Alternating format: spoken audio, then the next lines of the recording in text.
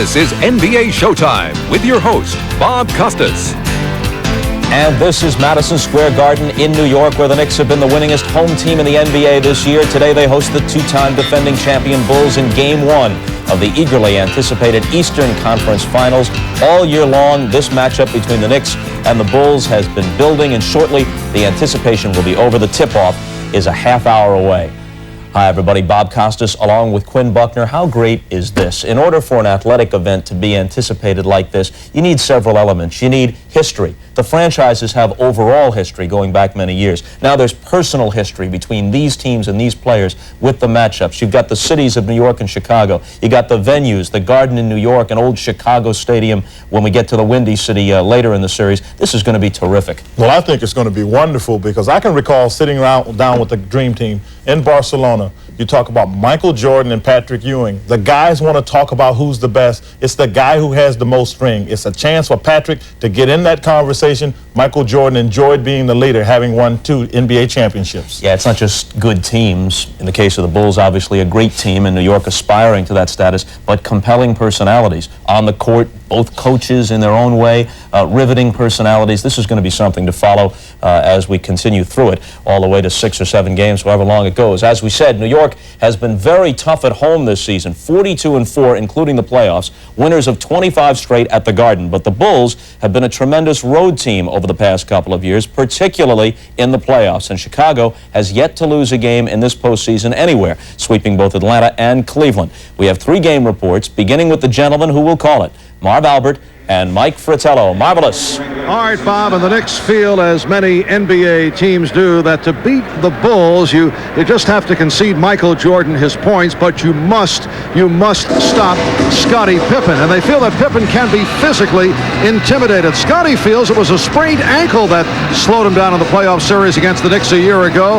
However, the Bulls feel the Knicks certainly crossed the line in terms of aggressive play in last season's playoffs with hits like that. We talked with Scottie about the Knicks' physical style. You got to go to the hole and just be ready to accept it.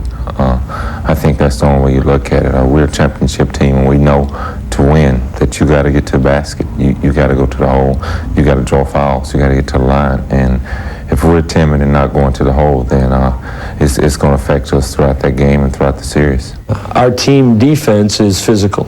We never talk about, nor do we approach it that way, that we want one player to get into another player. I mean, our whole approach is to be aggressive, and when you're aggressive, you simply bring the disposition to try to dominate your opponent. So our whole defense is born out of being aggressive and physical. It seems like Scottie Pippen continues to have to defend his position as a superstar.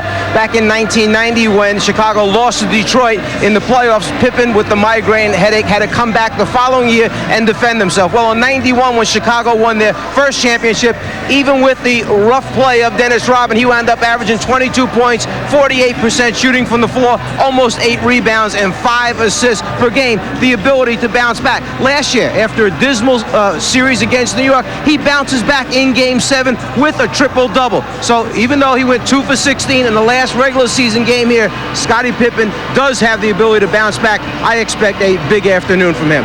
And so this series could be a major league battle of trash talk between the Knicks and the Bulls. For more on that, here's Hannah Storm. Well, Marv, ironically, while the New York Knicks are notorious around the league for their trash talking on the court, off the court, the week preceding this series, they have been strangely silent, even borderline polite. Now witness this statement by Michael Jordan, who pointed out this week that the Knicks have a lot of flaws, and if that Starks and Ewing could be contained, then the Knicks are vulnerable. Doc Rivers of the Knicks, never shy to share his feelings on the court, was quite reluctant to fire back. You have to earn your respect. The Bulls have 2 rings and 2 trophies. We don't have a thing. So he's right. We haven't improved a thing yet. All we've done is gotten to the Eastern Conference Finals. We have not won anything. And until we win, then we can sit back and make those statements. But until, if we don't, then he can keep saying whatever he wants. The Knicks have tried their best to avoid getting into a war of words because they feel that what Chicago has been doing this week is to try to bait them into coming out and playing overly aggressive this afternoon. but when we pushed a few of the Knicks, they had some choice comments. We'll see those later on Showtime. Now here's Ahmad. All right, Hannah, you know, I have not been able to go anywhere this week in New York without having the subject of Knicks Bulls come up. Not only is the interest and the hype at an all-time high, here are some of the headlines from the local paper. War of Words is underway. Great expectations.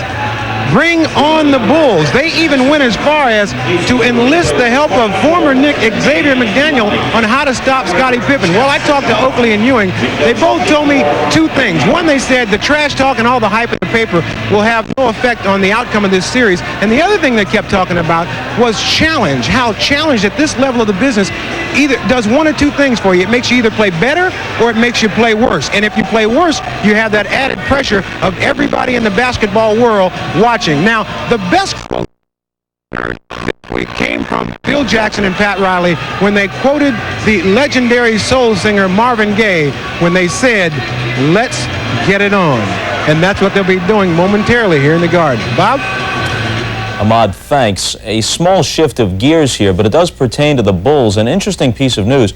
Tony Kukoc, perhaps the best player in Europe, by consensus he is that. He's been wooed by the Bulls the last few years, as you know. He has finally arrived on American soil. He landed at the Minneapolis-St. Paul airport yesterday looking to avoid the Chicago media, met by Al Vermeil, the Bulls' strength and conditioning coach, the brother of the former Eagles coach Dick Vermeil. Kukoc and his representative will be talking contract with the Bulls in the upcoming days. Now, the matchup for the Western Conference final is set. The Suns and the Sonics starting Monday night in Phoenix. That would be tomorrow night. That's after Seattle beat Houston in overtime yesterday in the 7th and deciding game. Both teams won 55 games in the regular season. Each had won 6 more in the playoffs. They each won their 3 home games in this series leading up to the deciding game yesterday. In other words, you'd have to say the two were pretty evenly matched. The way it was up and down, you know, it was like doomsday for either team. But, you know, we held collectively, and we just played to the end. And like I said, no one even thought. We didn't think it would go to 7, and I'm sure they didn't. But, you know, the matchups were cool, and, you know, it was a thing that you just had to work for. And I was pretty tired out there, but I overcame that. We're kind of a strange team. We never know how we're going to win a basketball game, as I think some of the great teams with superstars, they have a knowledge of how to win it. We do it kind of just sometimes with defense, sometimes with rebounding, sometimes with outside jumpers. Tonight, I thought Ricky made a great post-up, and Sam made a great post-up move. They're a team, and they've stayed together. They've fought extremely hard, and we fight with each other a lot. But I'll be honest with you, when we go on the court, we fight the other team pretty damn good too. We just played two tough teams with Houston and Utah, but you know, Phoenix is the best team in the NBA. So our work isn't done yet. It's going to be a little bit harder. I think now we're playing a team closer to our style, more fast-paced. As the Sonics were wrapping up the overtime win, the Suns were finishing up their workout at America West. Seattle's depth and athleticism seemed to be the main concerns for Phoenix. They got more athletic bodies than any team in the league. And anytime you have that many bodies, you're a dangerous team. Charles is going to need help. They come off the bench with guys like Michael Cage, Sean Kemp, Derek McKee, Sam Perkins. They're all great offensive rebounders. It's going to be a great series. I think that the two best teams in the West all year are playing for the Western Conference Finals. That's the way it should be. They've been the second best team in the West all year, and what you have in both conferences is the top 4 teams playing each other. So I think that's good. It worked out well. I think Seattle would really prepare us perhaps a little better for either team in the East because of how they play in their depth. Now a look at how these two fared against one another in the regular season. The Sonics won 3 of 5, taking both games in Seattle and winning a game in Phoenix the last month of the season, but Charles Barkley was hurt for that one. A quick programming note, at halftime of the Bulls and Knicks today, we'll present live coverage of the NBA Draft Lottery from the Sheraton New York Hotel and Towers. 11 teams are in contention for the top picks in the 1993 draft. Depending on who you talk to, Chris Webber of Michigan might go number 1, maybe Sean Bradley of BYU, or Jamal Mashburn from Kentucky. Now, the team you'll be coaching next season, Quinn, the Dallas Mavericks, is the team with the best chance statistically out of those 66 ping pong balls they'll toss in there. Dallas will have its name on 11. This is obviously an important day for the organization. Yeah, anytime you're trying to build a franchise, if you will, you've got to get some good players. If you pick where we will definitely pick anywhere 1 to 4, we've got to get a chance. We've got a chance to get an impact player. So it obviously is an important day for us. You already know what you would do if you got the number 1 pick, as statistically you have the best chance of doing. You know what you'd do, don't you? No. You don't know? I don't know. You haven't made up your mind? I haven't made up my mind. You'd tell me if you had? Absolutely not. Fine. so it's a wash in any case. Well, Michael Jordan was never a lottery pick. His draft year was 1984, the year before they put the lottery into place. When we come back, though, we'll hear from some of the all-time greats on the guy who just might be the best ever. That's next, as Showtime continues.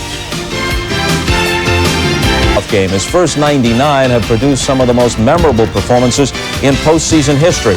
His feats on the court, 7 straight scoring titles, 3 MVP awards, highest playoff scoring average in history, are incredible on their own terms, but they don't begin to explain just how great a player Jordan has been. From time to time, we've heard Michael's own thoughts on his exploits, but now we'd like to get the viewpoints of some of the all-time greats of the NBA. Peter Bessie went in search of the superlatives. To achieve unparalleled greatness, one must transcend time. One's abilities and accomplishments must be measured against those who came before. To be great, one must improve upon existing excellence, and at the same time lead your team to ultimate success. To be the best ever, one must create a standard by which all others are judged. You are simply the standard by which basketball excellence is measured. I would probably call him the ultimate weapon on a basketball court. Offensively, defensively, inspirationally. He just stands apart from every player I've ever seen. You're simply the best. Better than all the rest. Better than anyone. Anyone I ever met. When you look at all other great players, it almost always seems that there's a flaw in his game. I don't think there's any flaw in this guy's game. He's the best defensive player in the league, in my opinion. He's the best competitor in the league, in my opinion. He's by far the best offensive player, in my opinion. He's the best clutch player in the game. He's got the whole package, and his skill level, on top of that enormous physical package, really sets him apart from the other players. If there was one area of weakness people thought was a weakness with Michael Jordan was his outside shooting. And Michael even went one step beyond. He even improved his three-point shooting, and now he's pretty proficient shooting from the three-point line. It's just impossible to defend him. The only thing I can see that's a weakness to Michael Jordan is the fact that if he shows up and he just don't want to play and then only score 30 instead of 50.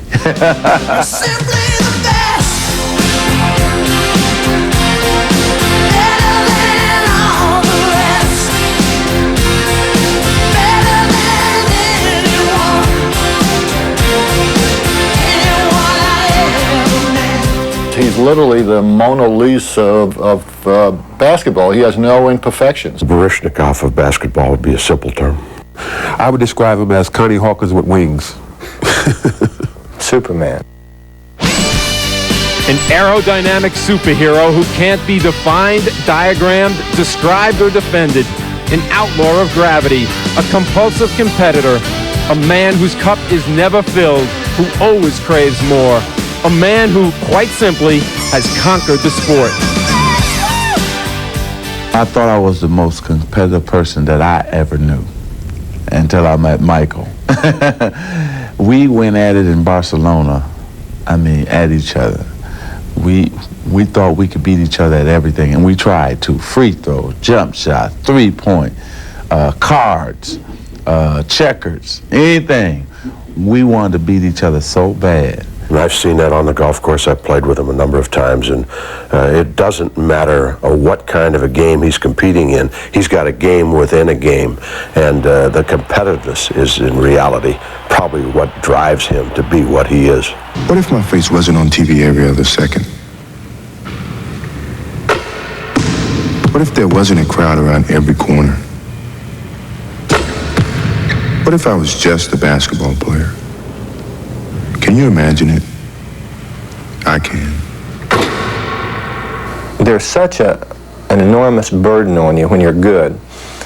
It never seems to bother him. But also, what happens when you're that good, other players who are all-star caliber have a lot of courage also.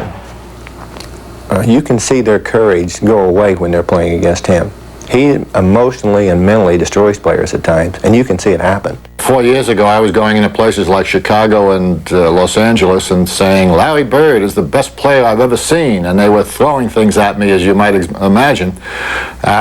Sitting here today, I don't think there's any question that Larry Bird certainly deserves to be mentioned in the same breath, as does Magic Johnson, with Michael Jordan. But I think at this point in time, Michael is the best basketball player that I've ever seen perform. What I want to tell fans is set your VCRs now, because once he goes, that's the only thing you're going to have is the memories and all the plays, all the joy that he gave us, because it won't be another one, that's for sure.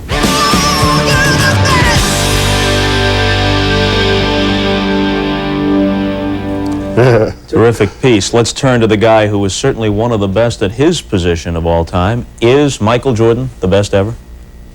If I say no, can I still come back on the show next week, Bob? You're on probation, I guess, but we'll let you come back. There's no difference, in my opinion, between Bird, Magic, and Jordan, except for the significant difference that Bird and Magic had in their teammates. Basketball, though, is not a game of trash talking and statistics. It's all about the standings, the scoreboard, and championship rings. That's why I put Bill Russell at the very top, followed closely by Wilt and Jabbar. Of all the players I've ever watched, Magic Johnson was the most like Bill Russell because he was able and willing to do the things that nobody else could or would not do. Of course, you're a center talking primarily about centers in this case. I'm a basketball player, and so is everybody else. I tell you what, Michael Jordan is the best combination of basketball player and athlete that I've ever seen. I think a lot of guys have good basketball skills, but very few put that athletic skill with the basketball skill. And for me, he's the best that I've ever seen. Listen, if Jerry West, the league logo, says he's the best, who am I to argue? That's he's right. the best. When you see the NBA logo, that figure in silhouette is Jerry West dribbling the ball. That's right. Jerry says that Michael, God sprinkled a lot more dust on him than anyone else. All right. When we come back, a look at the growing Knicks-Bulls rivalry, the spiciest matchup in the NBA, and the two sides have been stoking the fire this week. That's next when Showtime returns. Your career, Patrick Ewing faces Michael Jordan and the Bulls in the playoffs. It's the first time Ewing has made it as far as a conference final, and the first time the Knicks as a team have reached this point since 1974. One of the defining aspects of the NBA is, of course, its rivalries. For years, the Celtics and the Lakers were the league's marquee matchup. More recently, Chicago and Detroit. Now, perhaps it's the Bulls and the Knicks. Their meeting in the conference final is one of the most anticipated playoff matchups in years, and there's been lots of trash talking on the court and off.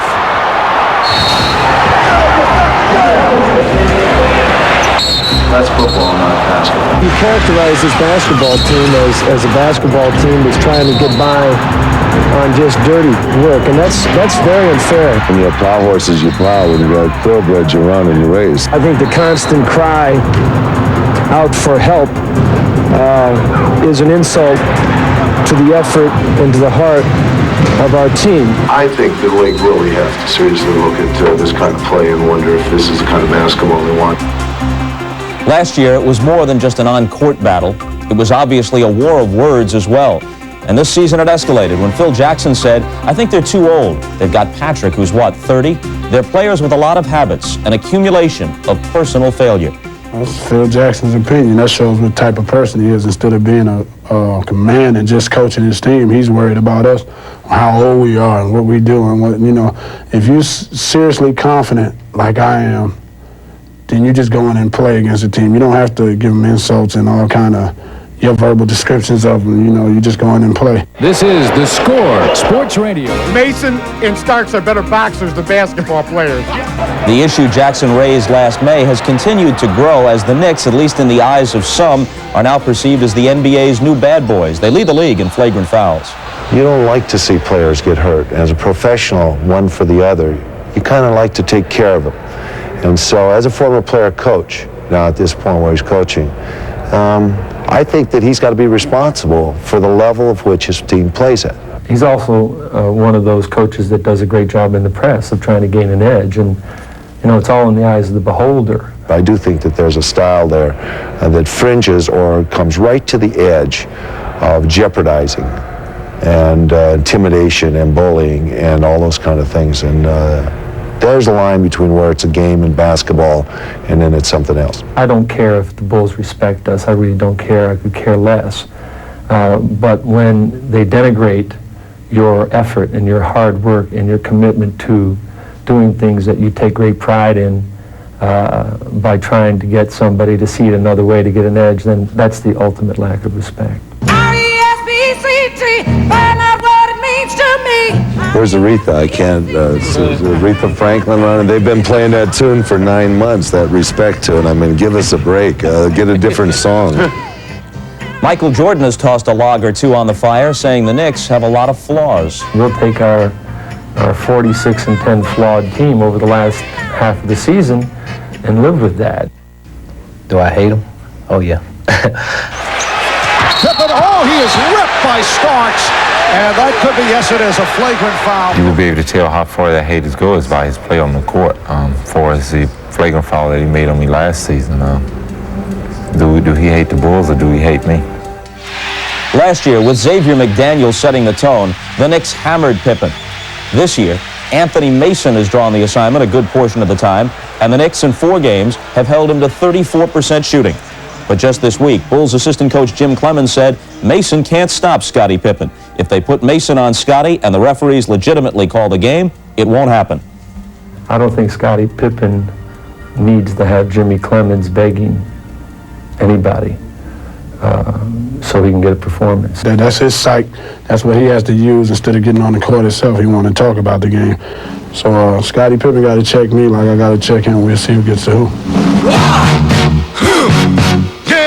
Buckle up and put all the women and children out the room and get ready. You know, at 3:30 on Sunday, you know, one of the officials is going to take that ball, and they're going to dip it, they're going to throw it in the air. There's going to be 5 guys in red and 5 guys in the white jerseys, and it's going to be decided by them at that time on the court. It ain't going to be decided by what anybody says right now. He's exactly right. It won't be decided by what anybody says, but what they have said and done to this point has established a tone and set the stage, and it's why everybody anticipates this so much. What do you think? Well, I picked the Knicks at the beginning of the playoffs. I'm going to stick with that. I think they've got that hunger of never having won anything. And they've got the ingredients, they've got the people who can satisfy that craving to take it by force. But Bob, you think by now I would have learned not to go against Michael Jordan. You would think, but you're doing it nonetheless. But I'm doing it nonetheless. Bill? The Knicks. They're the only team in this league that doesn't constantly stroke Michael Jordan and tell him what a great player he is and what a great team they have. You can't beat someone as good as Michael Jordan unless you dislike him. Plus, I think that in Starks, Oakley, Mason, and Ewing, they have the emotional type of player who can rise to the moment with this incredible excitement built around this series and dominate. The powerful front line will be the difference for the Knicks in this series. I'm taking the Bulls. You got Michael Jordan, and I'll tell you what happens in this one. Michael Jordan can take this team down the stretch late. Patrick Ewing has to get somebody to get him the ball. Michael Jordan can take the game into his own hands, and I think that makes the difference. And just in 10 seconds, as we say so long, you disliked Kareem then. You disliked Dr. J and the 76ers. Everybody the Trailblazers beat, you disliked them first, right? Absolutely, Bob. Folks, the wait is over. Game 1 of the Bulls and Knicks is coming up from the Garden. Marv Albert and Mike Fratello will have the call. See you at halftime from the draft lottery, and enjoy the game.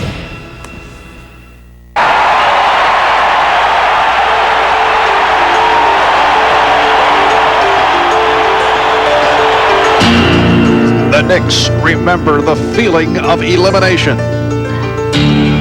The Bulls savor memories of repeat celebration. But before the new season was underway, one thing seemed apparent.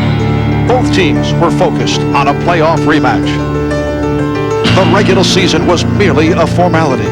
Destiny became reality. Michael Strip got it back. 3, 2, Michael falls, fires. Yo!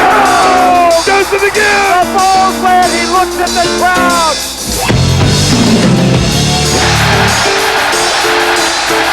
And the Knicks are going to advance to the Eastern Conference Finals. It'll be the Knicks and the Bulls. Hey! It's on tomorrow. Come on! It's everything. It's that magic moment. Do it right here.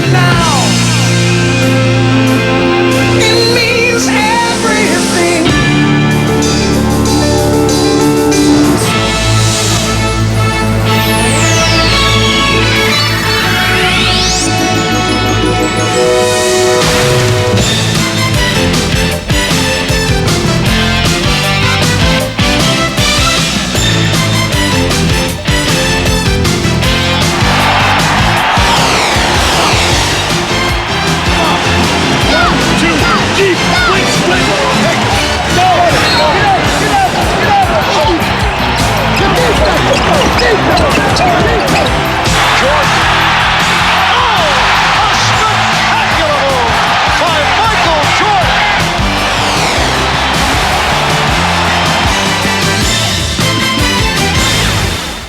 This is the NBA on NBC. The 1993 NBA playoffs. Today, Game 1 of the Eastern Conference Finals between the Chicago Bulls and the New York Knicks. It has been the hottest ticket in town, the toughest Knick ticket in some 20 years. Yes, program, you're looking. Program, your books. And this capacity crowd of better than 19,000 at Madison Square Garden will be rocking. It has come down to this, Game 1 of the eagerly anticipated best of 7 Eastern Conference Final between the Chicago Bulls and the New York Knicks. Hi, everybody. I'm Marv Albert, along with the czar of the telestrator, Mike Fratello. And Mike, the way the Bulls have rolled right through the playoffs, 3 straight over Atlanta, 4 straight over Cleveland, you tend to forget about that disappointing injury-plagued regular season. As Bulls coach Phil Jackson likes to put it, we patched together 57 wins during the regular season. But this an entirely different Chicago Bull ball club come playoff time. Well, whatever their struggles may have been during the regular season, they have obviously put that behind them now with a perfect 7-0 record thus far in the playoffs. In fact, in talking with Phil Jackson, he mentioned that their biggest enemy may have been that time off between the 2 series where they swept the Atlanta Hawks and the Cleveland Cavaliers. What do you do with all that time off? Well, that may be a negative. On the positive side, it gave Michael Jordan, Scottie Pippen, and Horace Grant a chance for those injuries to heal that were really plaguing them. And in the playoffs, the Knicks have managed to beat Indiana and Charlotte, but they have not been at the top of their game. But Pat Riley says, hey, we must be a pretty good ball club. They are now rating us in terms of the quality of our victories. I liken what has happened to New York with what's gone on in the Western Conference to Phoenix. Both teams had the best regular season record in their respective conferences. Both have struggled a little bit throughout the playoffs. And yeah, New York has struggled with 3 overtime games, 2 of those victories, a 2-point win, a 3-point win, and a 4-point win. But both Phoenix and New York had a single purpose in mind. They knew where they wanted to be, but that fear of failure was there. They played tight in the first 2 rounds. I think this afternoon we'll see a much looser New York Knicks team. That fear of failure is gone by. They are where they want to be, meeting the world champion Chicago Bulls. All right, and coming up here at Madison Square Garden in New York, Patrick Ewing and his New York Knicks facing Michael Jordan and his Chicago Bulls in Game 1 of the best of 7.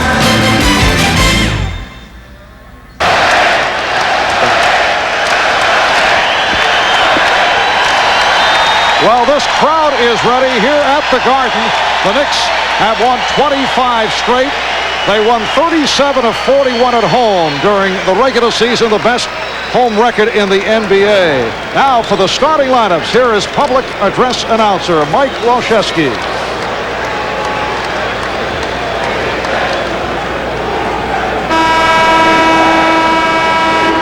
Good afternoon, everyone, and welcome to Madison Square Garden, the world's most famous arena. Today is Game 1 of the Eastern Conference Finals. Features the Chicago Bulls and your New York Knicks. Here are today's starting lineups. First for the Bulls. At guard, at 6'2" from Iowa, number 10, B.J. Armstrong. At guard, at 6'6" from North Carolina, number 23, Michael Jordan. At forward, at 6'7" from Central Arkansas, number 33, Scottie Pippen. At forward, at 6'10" from Clemson, number 54, Horace Grant. And at center, at 7'1" from San Francisco, number 24, Bill Cartwright. The trainer is Chip Schaefer. Assistant coaches John Bach, Jim Clemens, and Tex Winter. And the head coach, Phil Jackson.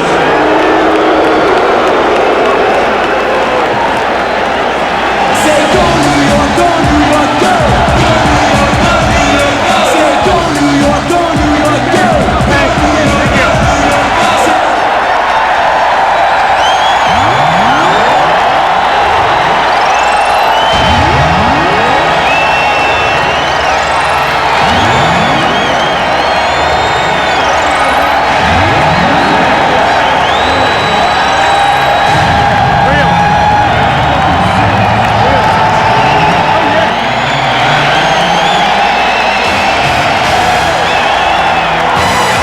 now, the 92-93 Atlantic Division champions, your New York Knicks. At guard at 6'5" from Oklahoma State, number 3, John Starks. At guard at 6'4" from Marquette, number 25, Doc Rivers.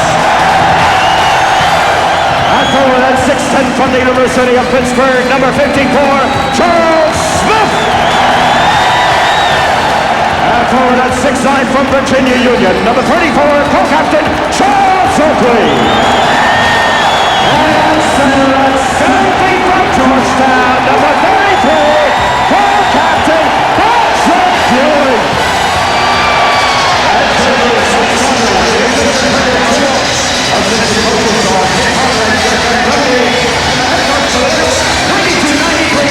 Coach of the Year, Pat Riley.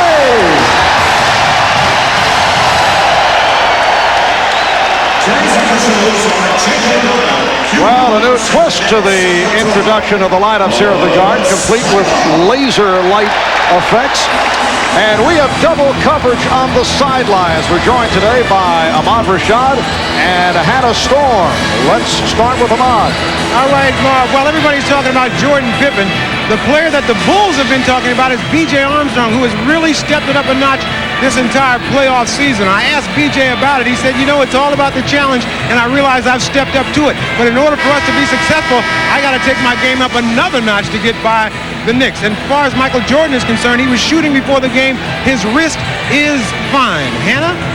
The only serious injury on the Knicks side, Ahmad, has been Doc Rivers, who was suffering back spasms during that Charlotte series, but he told me he saw an acupuncturist on Friday, and he feels just fine. As for the mood of the team, John Starks confirmed what Mike said earlier. These guys were uptight before the start of the playoffs, but now that they've gotten to the point where they want to be, they're relaxed, and as several of the players said, ready to rumble. Marv? All right, Hannah, and the officials who will be supervising the alleged rumbling, Jake O'Donnell, Bennett Salvatore, and Hugh Holland. You just have the feeling that Jake O'Donnell would get the nod in Game 1 because you have to feel that he will try to set the tone. The feeling is that Jake O'Donnell, with the experience and great feel for the game, will keep things under control. I just hope they don't take away too much of the aggressiveness early in the game by either team. The Knicks controlling the opening tip. Starks. So John Starks opens by hitting the long-range jump shot. We see the initial matchup of B.J. Armstrong on John Starks and Michael Jordan playing Doc Rivers. Now, Phil Jackson said yesterday that B.J. actually plays John Starks pretty well. I don't believe that. I think he doesn't want Jordan coming off all those screens. Well, Jordan came off a pick and hit a three-pointer to open matters for the Bulls. Here's Starks for three. And it's rebounded by Smith. Charles Smith in a matchup with Scottie Pippen at the start. Rivers for Ewing. Yes. The Knicks 4 and the Bulls 3. And that time, Chicago had switched their defensive assignments as New York comes up with the steal. Doc Rivers, and on a switch by Horace Grant. Charles Oakley. Rebound snatched by Ewing, and on a reach and a foul is called on Jordan. We talked about Michael Jordan coming off screens and getting open looks at the basket. That's one thing that Pat Riley and his defense preached in their practice sessions. Don't give Michael clear looks. Make him put it down on the floor. Then we'll give help when needed. Crowd responding. They wanted another foul on Jordan as Rivers was able to pry loose. You'll also notice Michael playing with the sprained wrist. When he goes for the steal, is using the left hand. He just came up with it. And Jordan fires. Jordan looking to get off quickly here at the start. The Knicks 4 and the Bulls 3. We are just underway. Rivers on a pull-up. And it's rebounded by Grant. Now Pippen met on a switch by Oakley. You see a lot of transition game right now, not too much half-court offense. That's the energy and excitement of beginning this series with these two outstanding teams. Normally, we know that Chicago likes to start out with Cartwright down low. Charles Smith, who has come on strong recently, able to convert. Charles Smith played an important role the last two games against Charlotte. Game 5, 18 points, 8 rebounds. Here's Grant. It's been a jump shooting contest here at the start. The Knicks 6, the Bulls 3. Oakley gets inside, and he is called for the foul.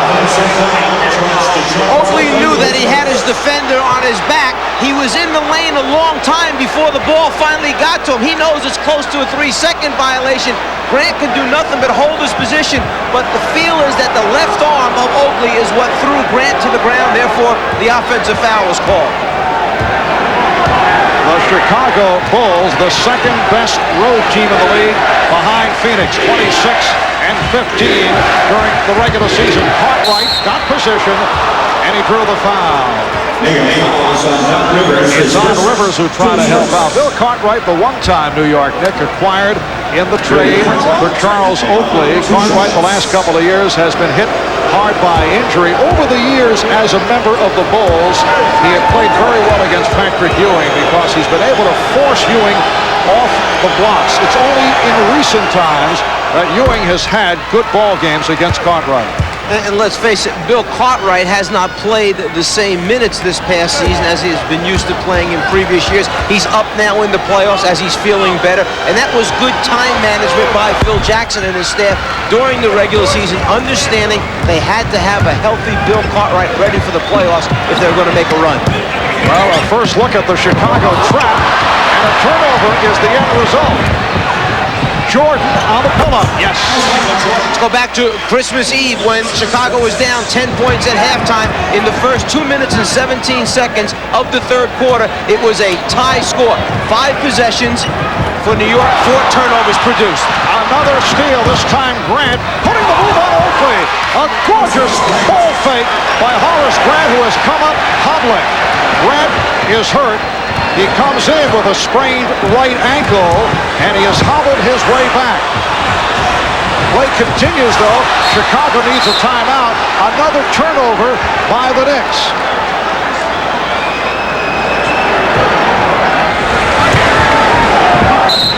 Five turnovers committed by the Knicks here in the early moments, and a timeout has been called. Horace Grant, who came in with a very bad right ankle, takes the pass in transition, and then as he takes off and comes down, it's the right ankle that catches the brunt of the force of hitting the floor with the weight on it. It was a very, very bad sprain. Hopefully the time off had given him a chance to recover, but it's obvious here he will play with a very bad ankle in this series. Horace Grant injured the ankle in Game 1 of the series against the Cavaliers, and he comes up hobbling right there off that beautiful move with the ball fake on Oakley.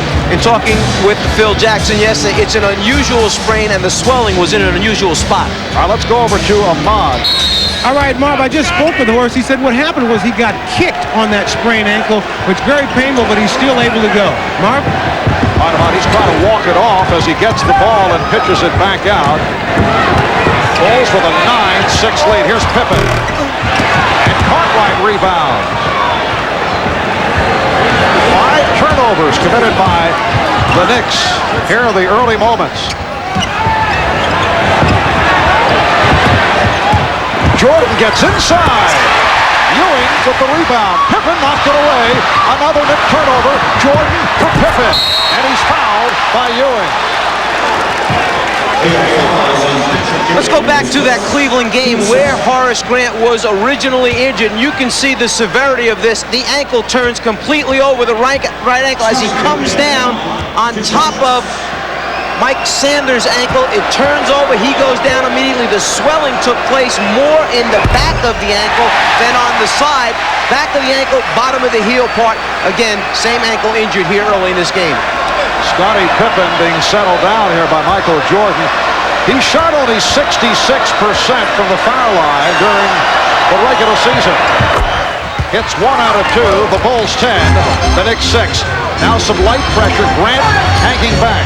Chicago will vary the pressure, vary the traps, trying to keep New York off balance. They understand that New York has prepared for this. They want to give them different looks to keep them guessing. And Ewing fouled, a hard foul given by Bill Cartwright. 7-0 run by the Bulls for a 4-point Chicago lead. You don't want to let him continue with that shot. So after Cartwright feels the body contact, he reaches up with the right hand, grabs Ewing on the wrist so that he cannot follow through and get a continuation call on the shot attempt. Bill Cartwright and Patrick Ewing had a very close friendship while both were members of the New York Knicks.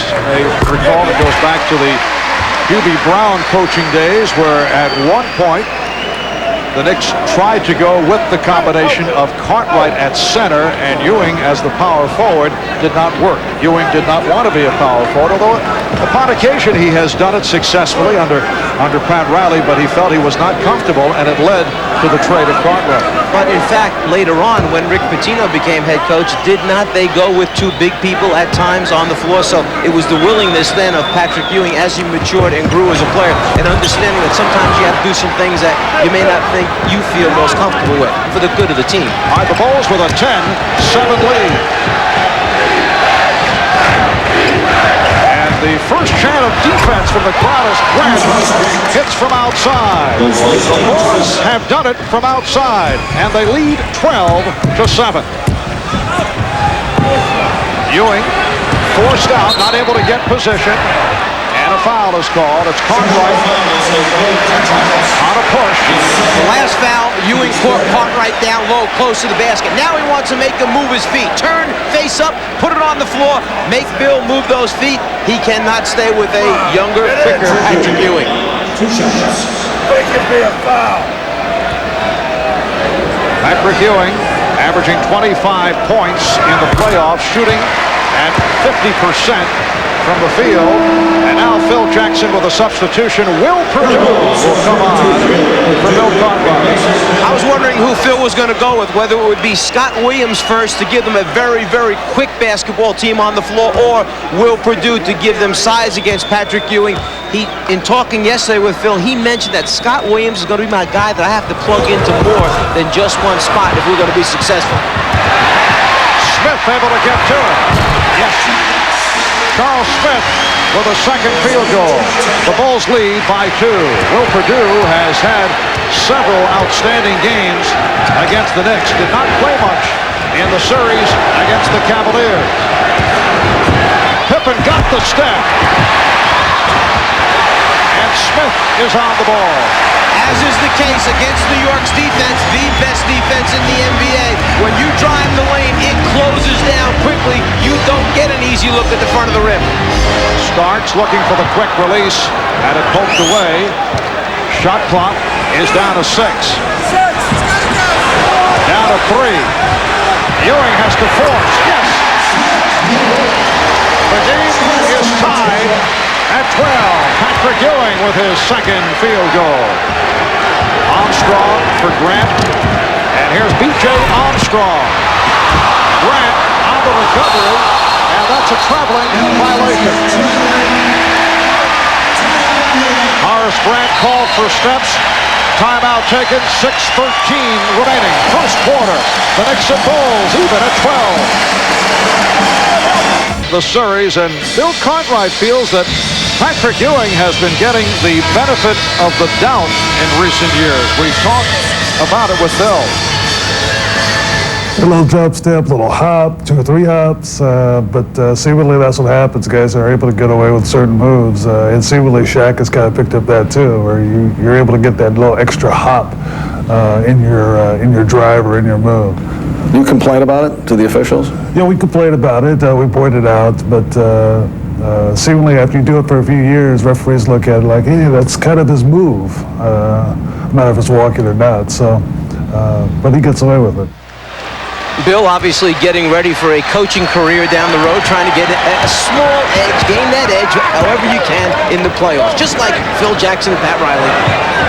Bill Cartwright has made the point a number of times that Ewing does get away with a travel. Here's the move by Ewing.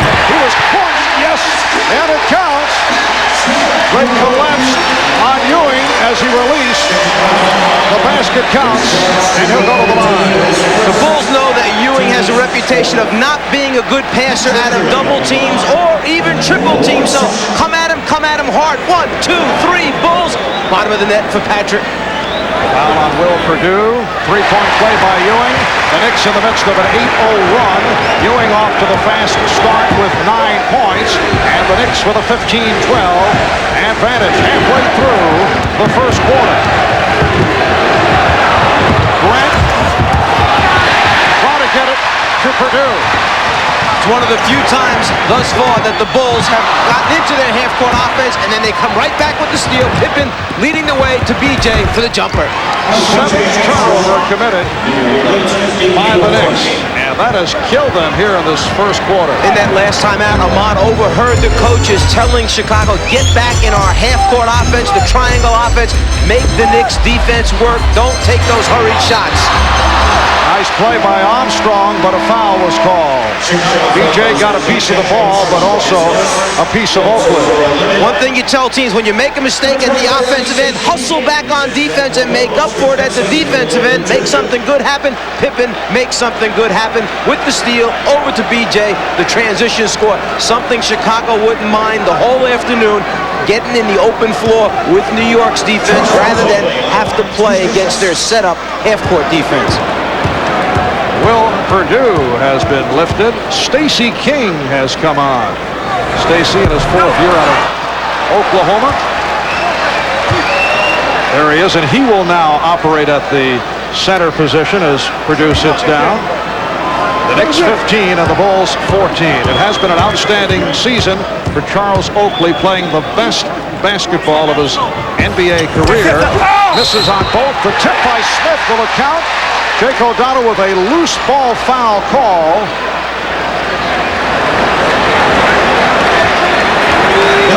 The basket will not count. The loose ball foul is called on Stacey King, and you could see him in the right-hand corner of your screen with both hands in the back as he was being blocked out. The shove by Stacey, therefore the loose ball foul. And now Jake changed the call. He said, yes, the basket will count. Jake O'Donnell waving it off. So another change. Now the announcement, no basket. The hands in the back. Stacey pushes Ewing, who beats him to the spot. It's clear. You can see it easy. It's a good call by Jake. And now the good thing is that he just wanted to get everything straightened out as to exactly how many points should be awarded, how many shots they get. And the reaction by Phil Jackson, looking to the heavens. Phil understands it will be a long series. No sense right now getting up and getting involved with the officials at this point. The ball's over the limit, so Ewing went to the line, but he was not able to hit. Knicks with a 15-14 lead. They maintain possession off that back tap.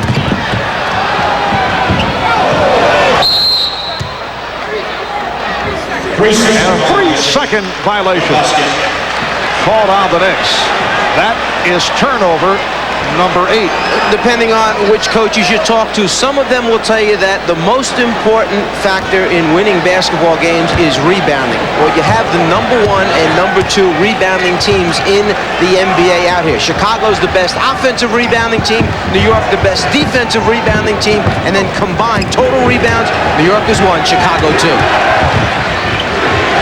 Pippen, way off. Saved by Jordan. Shot clock at 4. Here's Pippen. Rebound King. Second shot opportunities, offensive rebounds. That's what Chicago's best at. Scottie Pippen is now 0 for 5. Remember that last regular season game here at the Garden between the Knicks and the Bulls. He could not get off. He was 2 of 16. Starks. Rebounded by Pippen. Armstrong spots up for 3. Yes. B.J. Armstrong, the NBA's top 3-point percentage shooter. He had a 45% clip during the regular season, and he's given the Bulls a 4-point lead. Look out. Both Jordan and Rivers hit the floor, and a foul call on Armstrong.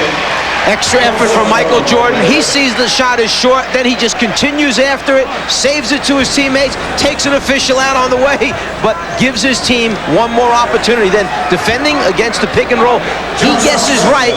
The problem is the foul was taking place on the other side of the floor. The Knicks are only 3 of 9 from the foul line. Armstrong called for that foul, his second.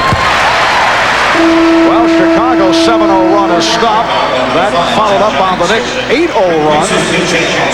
And John Paxson has replaced B.J. Armstrong.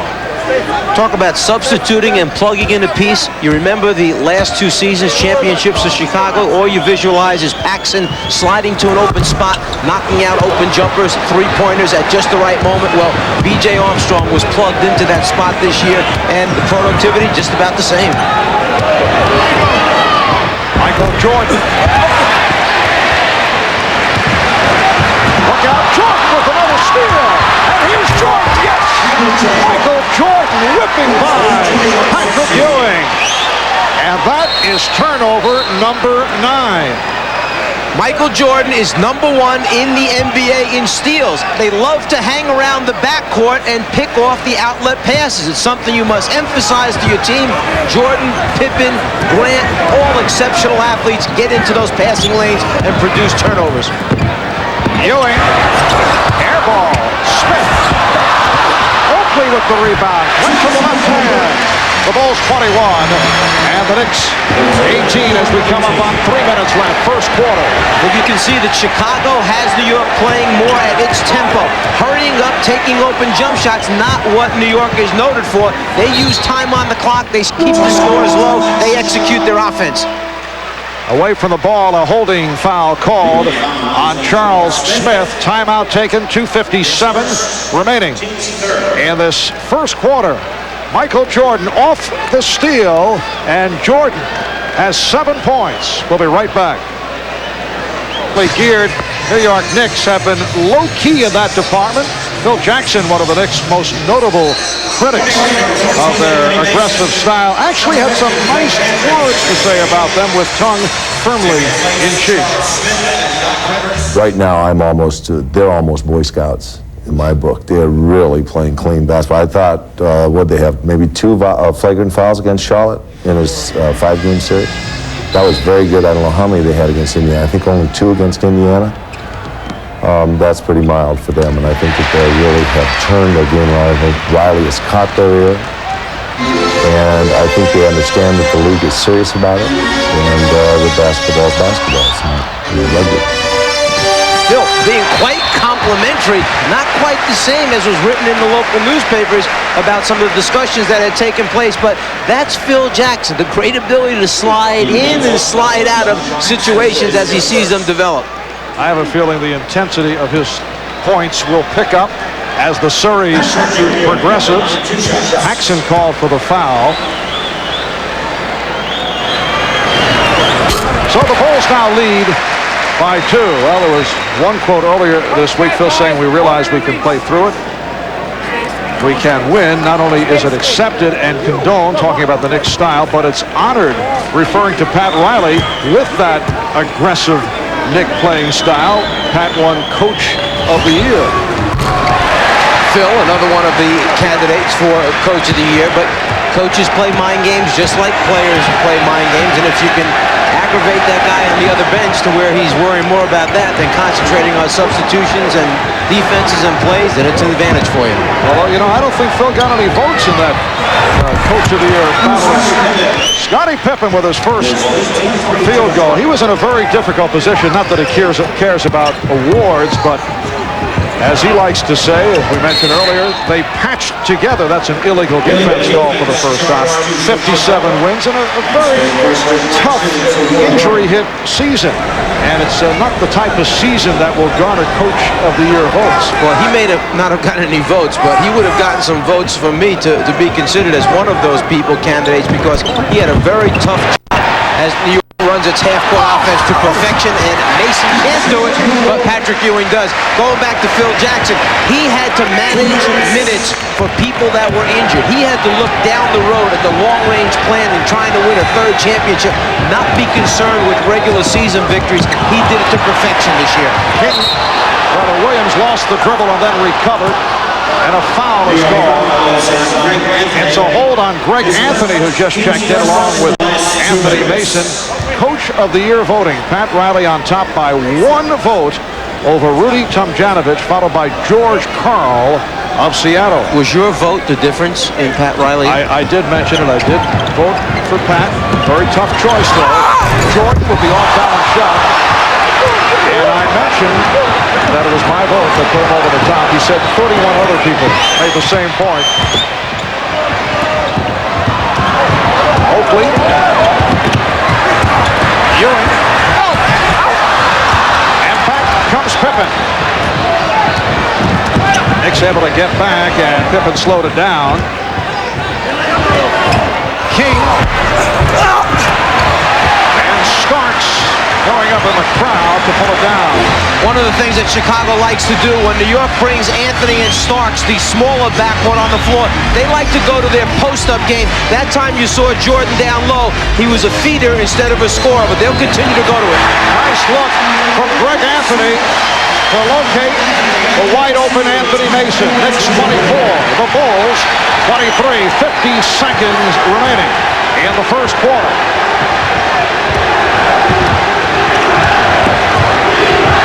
Nice fake by Jordan. Yes, John Starks did well in not picking up the foul as he went for that feint.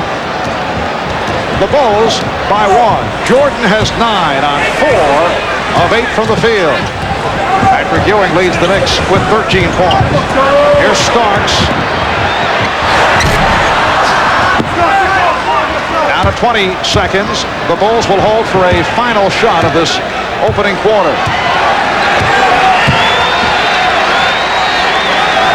Down to 10 seconds. 5 seconds to go in the quarter. And Jordan fires off the mark, but a whistle for a foul. Offensive foul against Chicago. Illegal pick called on Pippen. That is his first, and the Bulls are very upset. They say Scottie Pippen moved into the path of the defensive player, John Starks, as he was trying to set that screen. If it's at the last second and you jump out into that defender's path, then it's a good call. If he had time to react, then it's a bad call. Anthony with that last second fling, and that's the end of the first quarter. Game 1 of this best of 7 Eastern final. Patrick Ewing coming up big at the start. 13 points and 7 rebounds. Turnovers hurting the Knicks, and Chicago leads by 1.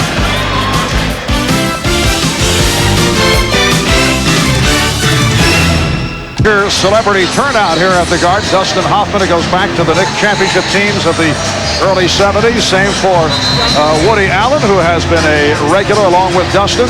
Bill Murray. And a yes, little popcorn goes on. Thank you so much. Georgetown's John Thompson checking out his former protege, Patrick Ewing. Tom Brokaw has also been a regular here at courtside. On to the second quarter. Marv Albert, Mike Fratello, Ahmad Rashad, and Hannah Storm from the Garden. Better than 19,000 on hand. Game 1 of the best of 7, and the Bulls lead by 1. One good sign for New York is that they have gotten to the free throw line 13 times to the Bulls' 4 attempts during the regular season matchup. The Bulls round up actually shooting just 8 more free throws in their 4 games against each other. The problem is that New York is just 6 out of 13 from the foul line. Foul called on Anthony Mason. The Bulls going with a combination of Stacey King, Scott Williams, and Horace Grant up front. John Paxson, Michael Jordan in the backcourt. Starks on Jordan. Yes. Michael Line driving it home. He has 11. The Bulls lead by 3. Although they executed that time and got into their half-court offense and got a good shot out of it, Chicago will continue to stress the open floor. Get out and run. That's how they took the lead early in the game, going up and down in transition. They don't like playing against New York's half-court set defense. Starks. Well, there's no question that Michael Jordan respects the outside touch of John Starks. He has played him very tightly. Last year, I don't think that Jordan had the same kind of respect for Starks. I think Starks realizes the aggressiveness that Jordan has come out with. That time, a violent, strong ball fake. He got Jordan to go by, took his time, stepped underneath, and got a good look at the basket. Crowd wanted a charge. Here's Starks leading a 4-on-3, but Paxson effectively stopped the ball. Anthony and Starks at the guard. Ewing, Mason, Smith. Up front, here's Anthony. Bulls do not respect the outside touch on Greg Anthony. They won't give him that shot. You heard the groans from the crowd as he began his release. Bulls have a 1-point lead. Minute and a half down by in the second. Illegal defense call. Let's go back to a minute ago. Both scoring guards, when they get the ball in the position that they want, Starks respecting that first step, backs up a little bit, so Michael Jordan knocks down the jumper. Then at the other end, the strong fake. Get him to go by you, step underneath, get a clean look. A little payback for John Starks. And John Starks sits down. Rolando Blackman checks in. Michael Jordan thought he had a cutter along the baseline. Rolando Blackman has not received the playing time in the playoffs. He was the hero of Game 4 against Charlotte with that game-winning jump shot. 5 seconds to go. That was last Sunday afternoon. And here's Rolando getting right back to it. It has been an injury-hit season for the 33-year-old Rolando Blackman, who in his younger days was one of the toughest defenders. According to Michael Jordan, said he had more problems with Blackman than anyone else, but that goes back several years. Nice give and go of King for Grant, and the Bulls lead by 1. There's part of the chess match that takes place when you prepare for your opponent. Chicago, realizing that New York likes to trap the pick and roll, had their players in specific spots. They took the double team strong, then with a little ball movement, wound up with a dunk at the end, very high percentage shot. Ewing going to the basket. Stacey King had been successful in keeping him away, keeping him outside, but Patrick Ewing with a nice ball fake and did it off the dribble. Knicks lead by 1. Blackman hand-checking Jordan. Blackman nearly knocked it away, but Jordan with a beautiful spin. Rolando Blackman, the first couple of sequences, has played Jordan very well. The Knicks with the ball and a 1-point lead. Mason and Scott Williams felt that he was shoved aside by Anthony Mason. Well, Mason had great low post position, and he couldn't decide whether he wanted to come around on the top side or the bottom side.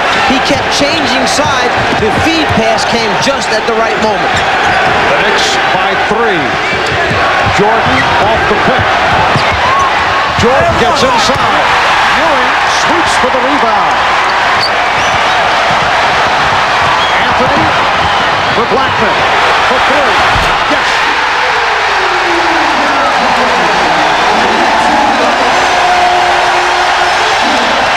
Rolando Blackman has checked in, and he has put his mark on the second quarter. The Bulls will talk it over.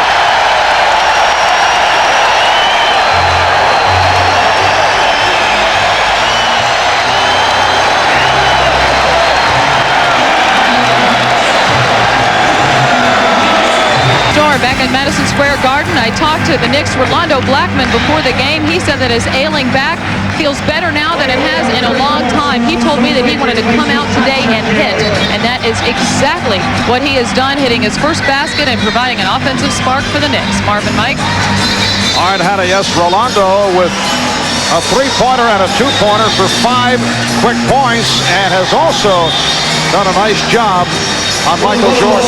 Yeah, riding up the elevator entering the building this afternoon, I was with Rolando Blackman, and I asked him if the back was feeling better because of the shot he made against Charlotte. He said, well, that helped a little bit. He said, but you know, I've been in that situation a lot of times in my career, and I felt very comfortable taking that shot against Charlotte. You know, it really has paid off for you, riding up and down the elevator, looking. It's amazing who you find on elevators. Tremendous tactic on your part. 6-point Knick lead. It's their biggest lead of the game. Blackman with the steal.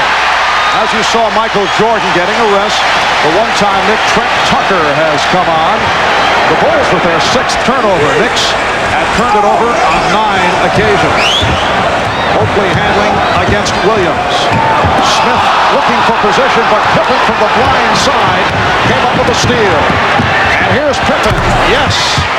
As Scottie Pippen's defensive man cleared across the lane, he never left. He anticipated that pass. He actually cheated on the other side of the rim more than a step and a half.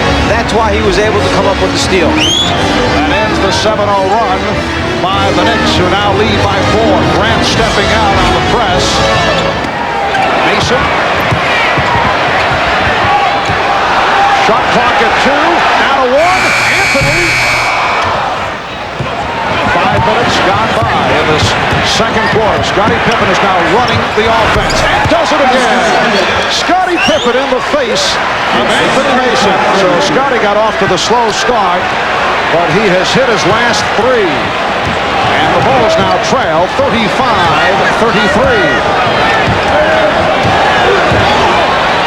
Scottie Pippen used that philosophy. If they can't catch you, then they're not going to be able to get their hands on top of you and hold you. That's why he came right at Mason full speed off the dribble. Well, Tucker diving for the ball, came up with it. Here's Pippen, double team. Anthony knocks it away.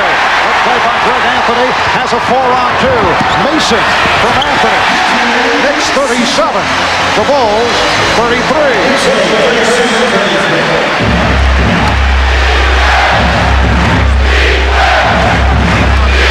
Paxson and Trent Tucker now in the backcourt. Scottie Pippen, Horace Grant, and Scott Williams on the Chicago front line. Grant putting moves on Oakley.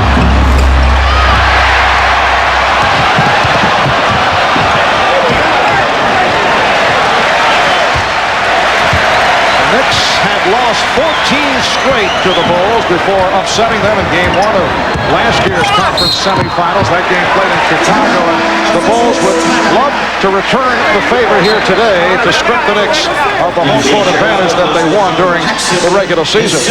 Pippen anticipates the pass coming baseline side. He leaves his man, takes off in the transition game, and then coming hard at Mason. Doesn't give him a chance to get his hands on, elevates, hits the jump shot. Then coming right back again the next time, feeling that he's got that stroke, gets himself going into the game at the offensive end by doing it through transition. Madison Square Garden now, a lot of people know that Phil Jackson is a man with a lot of different interests. You know that he draws plays for the Chicago Bulls, but this year he took it a step further. In Chicago, there's a theater that invites people to write their first play. Well, Phil, it was his turn to write his first play. Phil's is an autobiographical one about a typical morning in the Jackson household. Knicks lost. Well, the play got rave reviews, and as you can see, that last line about the Knicks losing got the biggest response, but there were a lot more good lines in the play. Marv? All right, Ahmad. Phil Jackson in his 4th year as head coach of the Bulls, native of Montana. He's led the Bulls to 2 straight NBA championships. Offensive foul call to give the ball to Chicago. Michael Jordan is back. Knicks with a 4-point lead. And Blackman with the rebound. You see the wide open shot, and the reason for it is Jordan is able to take that double team off the pick and roll situation, stretch out the defense by keeping his dribble alive, and then it's a matter of just outnumbering the defense by position. Charles Smith is at 3 out of 4. He has 6 points. The Knicks by 6, matching their biggest lead of the game. Williams off the fake. Scott Williams with the baby hook to bring the Bulls within 4. Rick Anthony has played well. 5 assists in the second quarter. Anthony and Blackman in the backcourt. Here's Smith. Smith up front with Oakley and Mason. The Knicks look at the Charles Smith-Scottie Pippen matchup as favorable to them. They feel that Charles with his lookout on Oakley in the collision with Grant. And Smith called for the foul. They feel with that height advantage, Smith can take advantage of Pippen as you look at the foul called on Smith. Mason and Anthony sit down. Ewing has returned, as has Starks. Jordan dumps it off. Good luck. Oh, and here we go. Oakley and Pippen. Jaw to jaw. Oakley felt that Pippen was being aggressive as they were vying for that loose ball. It actually goes back to the last play when the foul was called and Grant took the basketball and shoved it in Oakley's stomach as he walked away. Oakley then turned to the official and said, how come you didn't call something there? This is just a carryover, that interaction between those two players. Jordan talking to Starks. Jordan fires for 3. A three-pointer by Michael Jordan. He has 14. The Knicks 41. The Bulls 38. And the conversation has begun between Starks and Jordan. They were both quiet at the start. Knicks have hit 8 of 10 from the field here in the second quarter. Bulls wanted a foul. Pippen tried to draw. And Smith gets to it. Charles Smith has been very aggressive. He knew there was a lot of pressure on him coming into this series. People would focus in on the job he did against Scottie Pippen, so he has responded early to the challenge. Rebounded by Grant. Here's Pippen. Look out. Fouled by Blackman. Trying to prevent the shot. And Scottie came up smiling. Michael took a little slap in the left side of the face. He then cocks it up, knocks down a three-pointer, just make sure that his face is okay. Pippen going up for the layup. Blackman making sure he doesn't get a good shot attempt.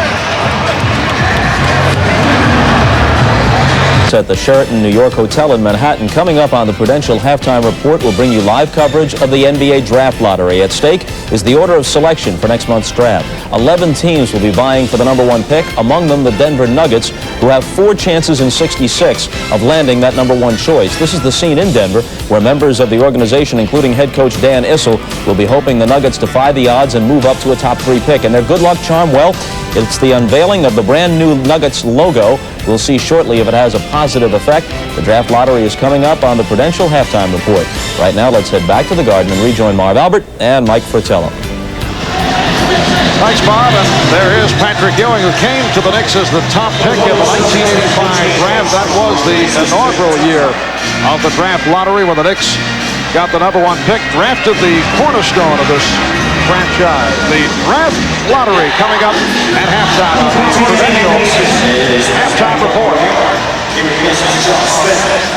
And John Thompson, along with Dikembe Mutombo of the Denver Nuggets. We've seen quite a bit of John Thompson during the playoffs as he has followed the trail of Alonzo Mourning going up against Patrick Ewing. Scottie Pippen to the line. The Knicks now lead by 2. A concern about Pippen taking it strong to the basket against the New York defense for fear of those hard fouls. Well, thus far, 0 for 3 on drives, but 3 for 6 on his perimeter game.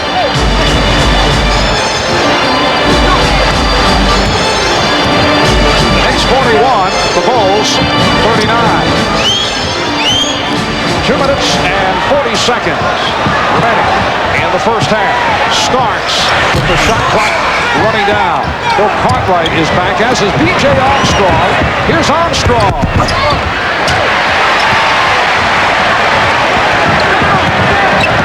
Starks setting up against Armstrong. Ewing's pass was deflected.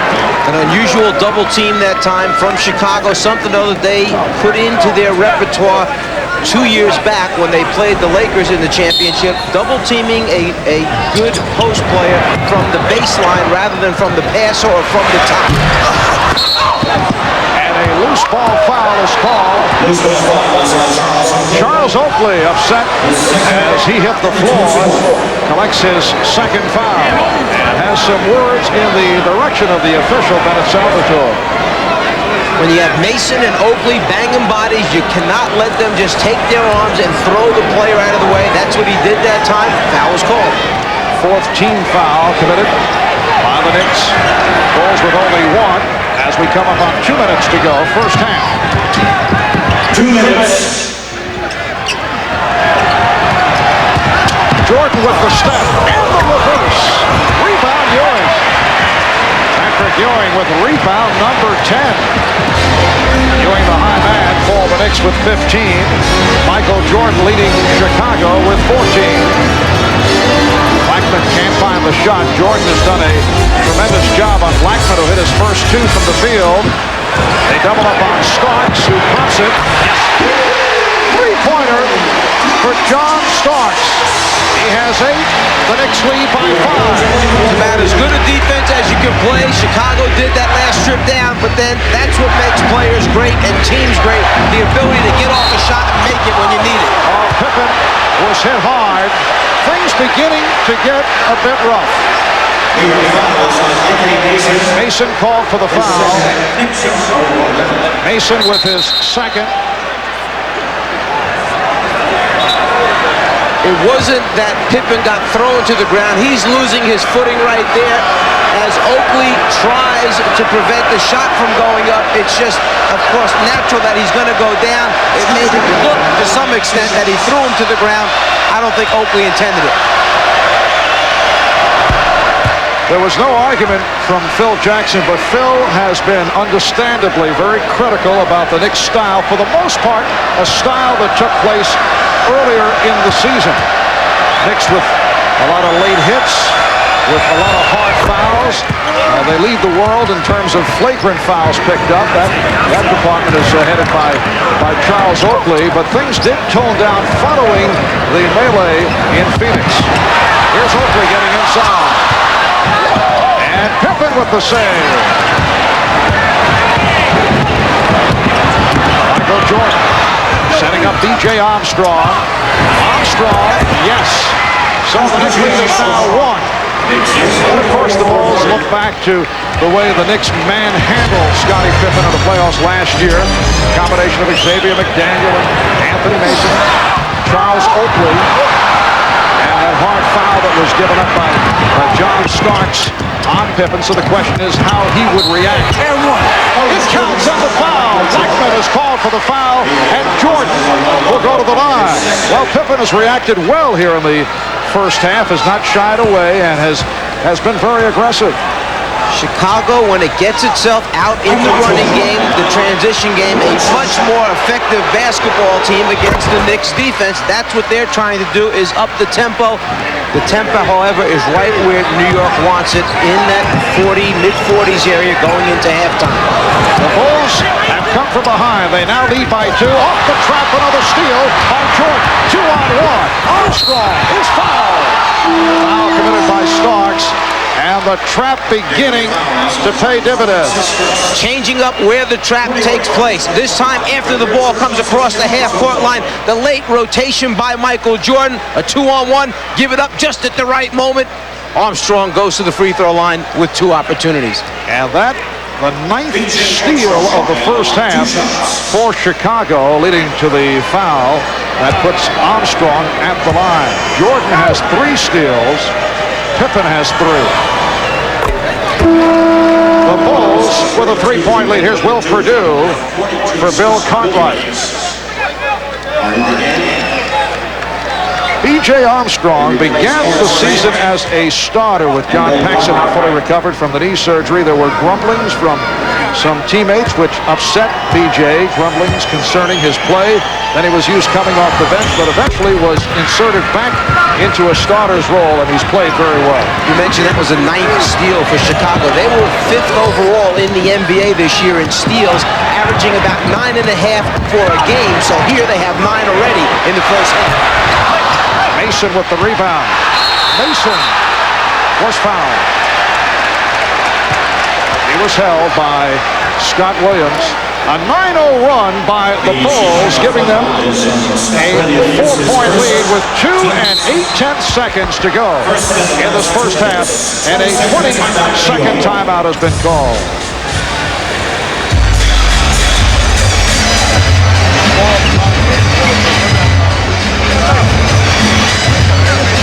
Well, you look at the Knicks' defensive play throughout the playoffs as compared to the regular season. They allowed only 95 points per game during the regular season.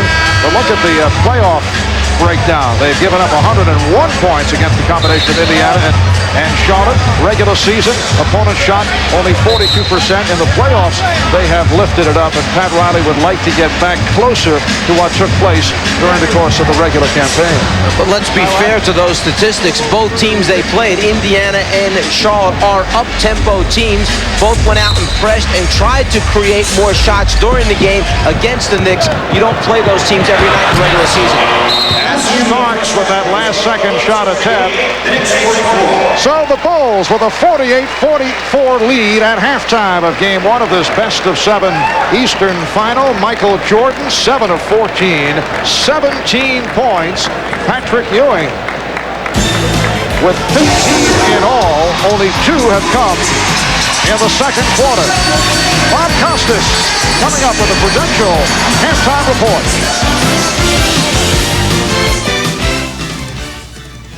And we come to you at halftime of the Eastern Conference Finals. The Bulls leading the Knicks 48-44.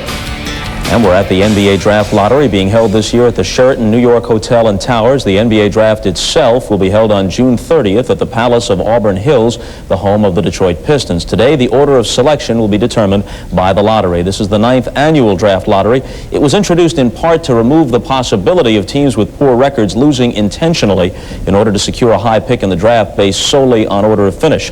So what's at stake today? Well, unlike last year when the prize for winning the lottery was pretty clearly Shaquille O'Neal going in, this year, while there are many fine players, it's not so clear-cut who's number 1. Most NBA observers feel that the first pick will be one of 2 players. Sean Bradley of Brigham Young, the 7'6" junior who didn't play last year or this, serving a Mormon mission in Australia instead. The other possible number 1 pick is 6'9" Chris Webber of Michigan, who left after his sophomore year with the Fab Five after leading the Wolverines to the NCAA title game each of the last 2 seasons. The rest of the top picks also figure to be underclassmen. Kentucky's Jamal Mashburn took his team to the Final Four this year before they lost to Michigan in the semis.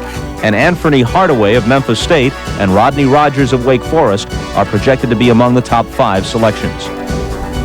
Okay, here's a review of the rules and an explanation of how the draft lottery works. Take a look. The 11 teams that didn't qualify for the playoffs all have a shot at the number 1 pick. That's Dallas, Minnesota, Washington, Sacramento, Philadelphia, Milwaukee, Golden State, Denver, Miami, Detroit, and Orlando. The Nuggets and Heat finished with identical records, and a special draw held at the conclusion of the regular season determined that Denver gets 1 more ball than Miami. If neither team winds up in the top 3, then the Nuggets will have the earlier selection. The NBA uses a weighted system which increases the chances of teams with the worst records getting the top picks. The Mavericks will have 11 chances out of 66 for the number 1 choice, each chance represented by a ball. Minnesota gets 10 chances, 1 more than Washington, and so on down to Orlando, which has 1 chance in 66. The balls are placed in a clear cylinder. They will be mixed and then drawn to the top. The first to emerge from the cylinder will represent the first pick in the draft. The second non-duplicate ball will get the second pick, and the third non-duplicate ball the third pick. The order of selection for the remaining 8 teams will be determined by inverse order of their regular season records. This guarantees that the team with the worst record, Dallas, will get no lower than the 4th overall pick. Now, one more note here. Should Miami not appear in the top 3, their pick will go to Detroit as part of the John Sally trade, so Detroit could be looking at 2 picks in the top 11. The actual drawing has just been conducted in a separate room under the supervision of NBA Deputy Commissioner Russ Granick. The process was witnessed by representatives of the 11 lottery teams, different representatives from the individuals sitting here. Also there was Mark Manoff, a partner in the international accounting firm of Ernst & Young. Mr. Manoff is the only person in this studio who knows the results, including Commissioner David Stern. Immediately following the drawing, Mr. Manoff took the logo for each lottery team and placed it into a numbered envelope corresponding to that team's position in the 1993 draft. Since then, Mr. Manoff has retained exclusive custody of the envelopes, which have just been placed in order on the numbered board. The sealed envelopes will be opened shortly by Commissioner Stern, but first, here are the team representatives. From the Orlando Magic, General Manager Pat Williams. From the Detroit Pistons, Director of Player Personnel Billy McKinney. Representing the Miami Heat, Executive Vice President Pauline Winnick. From the Denver Nuggets, their GM Bernie Bickerstaff. From the Golden State Warriors, Head Coach and General Manager Don Nelson. Representing the Milwaukee Bucks, Vice President of Player Personnel Lee Rose. From the Philadelphia 76ers, General Manager Jim Lynam. From the Sacramento Kings, General Manager Jerry Reynolds. Representing the Washington Bullets, team owner Abe Poland. From the Minnesota Timberwolves, owner Harvey Ratner. And finally, from the Dallas Mavericks, General Manager Norm Sanju. Commissioner Stern will open the envelopes representing the selection order 11 through 1. Keep in mind that since slots 4 through 11 are determined by inverse order of regular season finish, and only the first 3 positions are determined by the lottery, if Orlando, for example, doesn't come up 11, or Detroit doesn't come up 10, and so on down the line, it means that that team has defied the odds and lucked into one of the top 3 selections. And now to announce the order of the first 11 picks of this year's NBA draft, here's the Commissioner, David Stern. Good afternoon and welcome to the NBA Draft Lottery. Everyone has been briefed on the lottery procedures, so let's get started and see who picks where in the 1993 NBA Draft.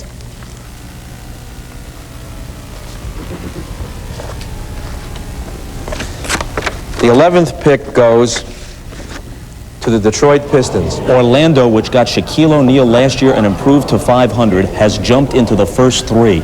Pat Williams already celebrating. The 10th pick goes to the Miami Heat, who, as Bob has explained, have traded that pick to the Detroit Pistons. So the Pistons have the 10th and 11th choices. The 9th pick goes to the Denver Nuggets. The 8th pick goes to the Milwaukee Bucks. The 7th pick goes to the Sacramento Kings. Golden State has moved up.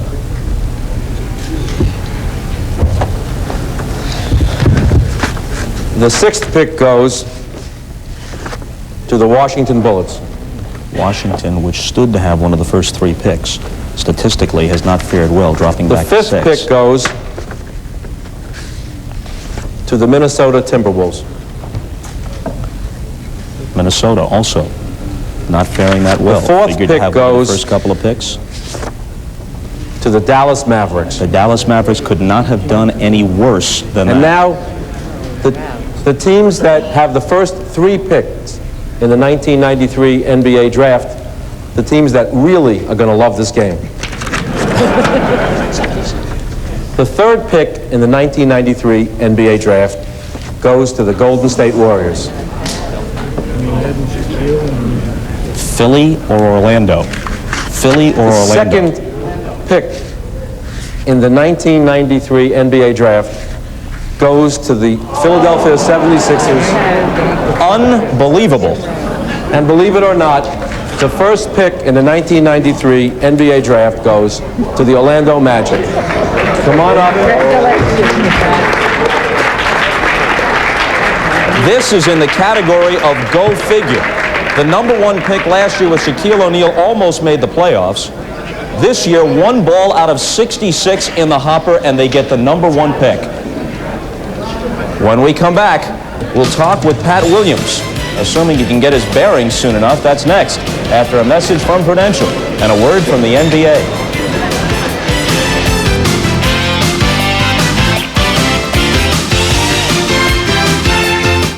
Well, Pat Williams, the general manager of the Orlando Magic, is sitting with me for the second time in as many years. Now, last year, when you nabbed Shaquille, you had statistically an excellent chance. Here's your reaction this year when you had just 1 chance in 66.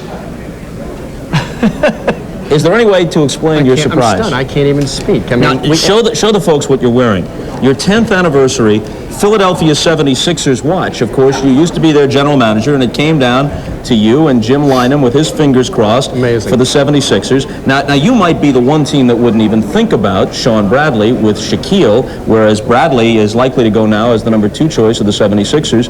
They need a center. Is it safe to assume you guys take Chris Webber now? Bob, I don't know. Listen, I'm not even thinking straight. We're bringing in kids last week to look at the 11th and the 10th spot, you know, those kinds of players, and suddenly the whole world has turned upside down. Right now, the big job is our capologist. Bob Vanderwide and our capologists have a massive job ahead of them, believe me, because we went through a summer last year, the likes of which we've never seen, and lightning has struck twice. It's absolutely unbelievable. And we came up here just trying to be quiet and mind our own business, and the whole world has exploded. It's absolutely overwhelming to us. You missed making the playoffs by the narrowest of margins. Obviously, that turned out to be a very good thing. Well, we missed the playoffs by 5 points, I think, in a tiebreaker, and we're very disappointed. Have tried to make the best of it, have been thinking all along we'd pick 11 and would get a pretty good player, and here we are sitting on top of the world here, and in the most unexpected way. It's an absolute miracle, and we're grateful for it. It's wonderful. Obviously, you want to make the playoffs, but in the long run, to improve as you did to a 500 team with Shaq and the supporting cast the first year, and then to get the #1 pick, likely you would have been bounced out early in the playoffs, so in the long run, this is the best possible scenario, and an incredible scenario. It's one you would not describe. Hollywood would have a tough time dealing with this one, Bob. So it's absolutely the best of all worlds, and what can I say? It's magic. Something else, yes it is, for the Orlando Magic. Something else worth noting, as we say, the 76ers likely to take Sean Bradley. That's our best guess. Golden State moved all the way up to #3. Now you think about the Golden State roster, the quality of people they have, and they were decimated by injuries this past year. With the 3rd pick in the draft, it could be a Mashburn, a Webber, somebody like that. They could jump right back into playoff contention. Well, they had great players. They got a bunch of all-stars to begin with, Bob. Then they had a horrible run of injuries, and now you factor in a premier player for them. They're on their way back. It's a wonderful break for them. Well, congratulations. Robert, I walked by you last year on the way up to the stage, and I said, I'll be back for the interview. I didn't do that this year. You know, I didn't have the crust to do that. But here I am. You should, you know, Atlantic City's only a short drive. Vegas is a plane flight. I mean, you ought to be heading over there, the role you're on. By way of review, here's the order of selection for next month's NBA draft. The first pick belongs to the Orlando Magic. Then Philadelphia, Golden State #3, Dallas falls to #4, and they couldn't have done any worse. They won only 11 games this year, statistically had the best shot at #1. They couldn't have done worse than 4 because 4 through 11 is inverse order of finish. That's where they are. Then Minnesota, Washington, Sacramento, Milwaukee, Denver, and Detroit has both the 10th and the 11th selections. We'll send it back to the Garden for the second half of the Knicks and the Bulls. Chicago up by 4. Marv Albert and Mike Fratello rejoin you right after these messages from your local station. This has been the Prudential Halftime Report, brought to you by the Prudential. Peace of mind. It comes with every piece of the rock. Back at Madison Square Garden, the Bulls with a 48-44 lead on the Knicks at halftime. Let's go over to Hannah Storm with Knicks coach Pat Riley. Pat, your team had 9 turnovers in the first quarter, 13 half. What adjustments do you look to make against Chicago's press in the second half? Well, we've worked hard on what we have, and more aggressive. We cross-court passes. You know, we know what we have to do, and we just have to do a better job of execution. Thanks, Coach. We'll look for that in the second half. Mark? All right, Hannah, and a first half, Mike, that saw some physical play getting into the act late in the second quarter, and it looked like Scottie Pippen was the target. There's no question New York was going to test Scottie Pippen to see how he would bounce back against their physical defense. They were determined not to let him get good looks at the basket. Remember, during the regular season against New York, he shot only 34% from the floor and 64% from the foul line. Now, in this particular case, it may have looked like Oakley had thrown him to the ground, and I don't think Charles meant it, but he certainly didn't try to hold him up as he was on his way down. I don't know if Scotty accepted the "I'm sorry" from Charles, if that was the case. We're told that Ahmad Rashad has Chicago Bulls assistant coach Jim Clemens alongside him. Let's go to Ahmad. All right, thanks. Jim, you got to be happy with your defense. Everybody's been talking about turnovers. You guys average 9.5 turnovers a game. You have here at halftime. Happy with our aggressiveness in the first half, but the second half said we're giving up too many offensive rebounds. So if we can do a better job of controlling the offensive boards on their part, we're happy with our shooting. Stay aggressive. Okay. All right. All right, Marv. All right, a look at today's Miller Genuine Draft halftime statistics. Chicago at 18 of 39, 46% shooting in the first half. The Knicks 18 for 37, but the Knicks missed 8 of their last 9 over the last 4.5 minutes. And off the boards, Knicks with the 28-16 edge. Patrick Ewing with 11 rebounds to lead the way. Ewing with 15 points. Jordan, high man for Chicago with 17. Garden, Marv Albert, Mike Fratello, Ahmad Rashad, Hannah Storm. Heading to the second half. High point men, Michael Jordan with 17 in his 21 minutes, 7 of 14 from the field. Scottie Pippen with 10 points, hit 3 of 9. And Patrick Ewing, 5 of 9, but only 2 of his 15 came in the second quarter. The Bulls with the ball and a 4-point lead. Jordan and Armstrong in the backcourt. Grant, Cartwright, and Pippen up front. Here is Jordan. Angle jump shot by Michael Jordan. And the Bulls now lead by 6. It is their biggest lead of the day. The willingness of Michael Jordan to move without the basketball and trying to shake a defender, and then the patience of Grant just waiting to get him open and then give him the ball at the right time. Armstrong is trying to draw the foul. The block by Pippen. Smith with the recovery. Charles Smith, 5 out of 8. 10 points. He has had a solid performance. The Bulls 50. The Knicks 46.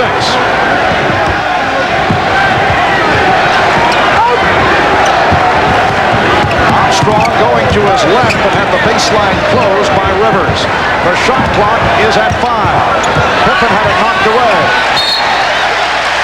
And it will be Nick Ball. Sometimes you have to stay with it even after a good defensive play by Scottie Pippen. The piece, the deflection. Charles Smith stays after it. He's not going to let him block the next one. Rivers able to bring across against the pressure of Armstrong. Starks. Yes. John Starks presented with very little daylight, but has the quick release, and he's brought the Knicks with him too. I think a player that New York has to get involved a little more here in the second half as Jordan penetrates and dumps off to Scottie Pippen, and Pippen has a few words to say to Charles Oakley as he walks away. I think Doc Rivers has to become more of a factor in this basketball game. Only 10 minutes in the first half, no points scored, and granted, Greg Anthony did a nice job. He had 6 assists with no turnovers. They need some scoring out of Doc Rivers. Doc has been an enormous spark in the playoffs, offensively and defensively. The hero of the clinching game 4 in Indiana, 21 points, hitting 4 out of 6 from downtown. That foul committed by Patrick Ewing, putting Scottie Pippen on the line. Ewing has 2. The Bulls 52 and the Knicks 48. Now I'm sure that Pat Riley realized, and part of the reason why he only played 10 minutes, that in those 10 minutes of play he did have 3 turnovers, which helped Chicago get into their transition game and produce some easy scores. Yes, the Bulls with 9 steals in the first half. Ewing, yes. That may be a delay of game warning. Yes, it is against the Knicks. The ball was knocked away, preventing Chicago from moving down in a hurry. The Knicks have hit their last 3 shots. They closed the second quarter, missing 8 of 9. Smith deflected it, and it will be Chicago ball. New York coming out with an aggressive attitude here to start the second half, up in the passing lanes, overplaying, stopping Chicago from swinging the ball from side to side in the half-court offense. Here is Pippen, got a good look. Caught right. And it's fielded by Oakley. The Knicks trailing by 2. Off the double team, Pippen the steal is 4 for the game. Armstrong on a pull-up. Yes. And the Bulls lead by 4. Chicago is right back into extending its defense, pick up the ball a little bit higher, make some things happen as Jordan and Grant try to jump Rivers in the backcourt. Open shot for Charles Smith. The Bulls 54, the Knicks 52. Chicago trying to become only the 3rd team in NBA history to win 3 in a row. No team has won 3 consecutive titles over the last 26 years. Scottie Pippen has 14. Only the Minneapolis Lakers and the Boston Celtics have won 3 straight championships. The 2 most recent teams to attempt it, the 89 Lakers and the 91 Pistons. Well, a friendly rim for Patrick Ewing. The Bulls 56 and the Knicks 54. Little hand check by Starks. Jordan did not like it. And a foul has been called. That is the 2nd committed by John Starks. Scott Williams checking in for Horace Grant. Let's go to Ahmad Rashad. All right, Marv, the reason that Horace is coming out, he's really been laboring with that bad ankle that he got kicked on earlier in the game. He had it retaped at halftime, but obviously it's still a little bit stiff. He'll take a seat. Marv? B.J. Armstrong hits his 2nd three-pointer of the day. B.J. with 14, the Bulls by 5. There was another reason besides the bad ankle why Grant came out. It was his man, Charles Smith, that hit that wide open jump shot before because Grant went and gambled in the backcourt. Phil Jackson didn't like that. He quickly substituted. He has Grant on the bench along with his coaches, and he has been talking to him, trying to explain what he's supposed to do in his defensive rotation. So this is a little briefing session besides getting that ankle a little bit of rest. Holding foul on Pippen.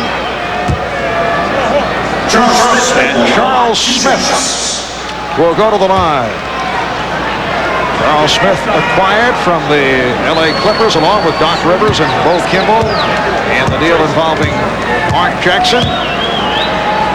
Charles went through training camp bothered by knee problems, was not in proper shape, at least Pat Riley's shape, and did not play well for long stretches of the season. He came in with the tag of being soft, then came on toward the end of the year, and in the playoffs, as we mentioned earlier, came up strong in the last 2 wins over the Charlotte Hornets, and he's played well here this afternoon. And as you mentioned, he is a big plus, and there's a loose foul call on Oakley that time as the rebound took a little bit longer to come down than he anticipated, so he used both arms to try and gain a little bit of advantage. Instead of coming right down, it hangs there, the little shove in the back of Grant. And Oakley not real happy with himself because of it. But going back to Charles Smith, during the regular season against Chicago, he shot 57% from the floor, 90 from the foul line, and averaging over 12.5 points per game. So he's played well against Chicago. Horace Grant is back on the floor up from the Bill Cartwright. And Scottie Pippen. Pippen to the fadeaway.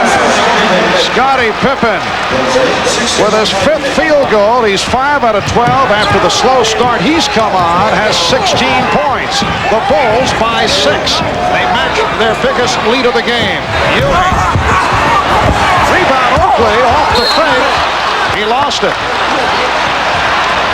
This is a very difficult shot that Scottie Pippen made last trip down the floor. That's fading away over the top of a player that's about 3.5 inches taller, Charles Smith. The Bulls have hit their last 4 shots. Pippen.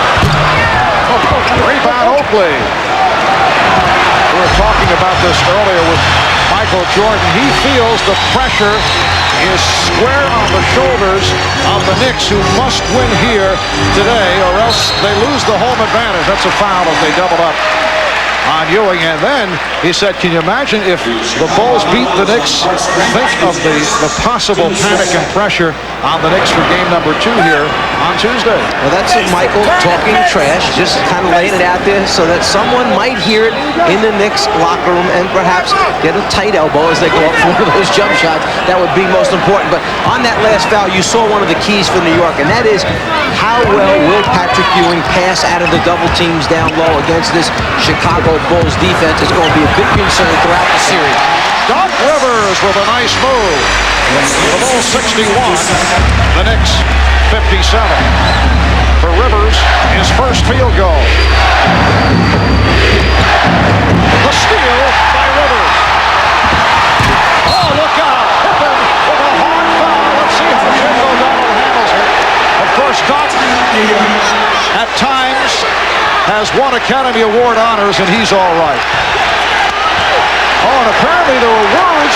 Smith and Pippen had words, and Pippen came chasing after Smith. It starts back when Rivers makes the deflection and the steal and takes off. You never think that anybody's going to have a chance of catching him, but Scottie Pippen came from quite a distance behind to run him down. It's Pippen that throws the pass off the dribble. Rivers looks like he's got clear sailing, but Pippen from way behind catches him, and then it's the momentum which sends Rivers to the ground. He immediately grabs his head as if it hit down on the floor. From behind, Pippen goes for the block. There's no intent there to throw Rivers' body into the ground. It's just two great athletes and the speed and acceleration that causes this. Looks to be a little act on the part of Doc to draw a flagrant, and then Pippen came racing in the direction of both Smith and Rivers. It looked like the target was Smith, and the officials are talking it over. Let's see how they handle it. Apparently no flagrant being called, and Pippen has to be restrained. We'll be back in a moment. This is where the incident took place. As Charles Smith walks past Scottie Pippen, he nudges him with an elbow. Pippen doesn't like what happens. A little shove right there because of his teammate hitting the ground. The reaction by Pippen to turn and go after Charles Smith, that's what caused the entire incident. The shove with the left elbow, Pippen turns, realizes, hey, that's the bad guy that hit me. I'm going after him. The Knicks were looking for a flagrant foul call, but I think the officials who have worked a number of games in which Doc Rivers has been involved, and we say this affectionately, and you know Doc from coaching him over the years with the Atlanta Hawks, he does give it a little extra to try and get the call, and he was trying to give the appearance that he had made contact with his head on the floor and was severely hurt, but as it turns out, he was not. And Rivers to the line. It is a normal personal foul, although there may have been another injury that was suffered by Doc. For a report, let's go to Hannah.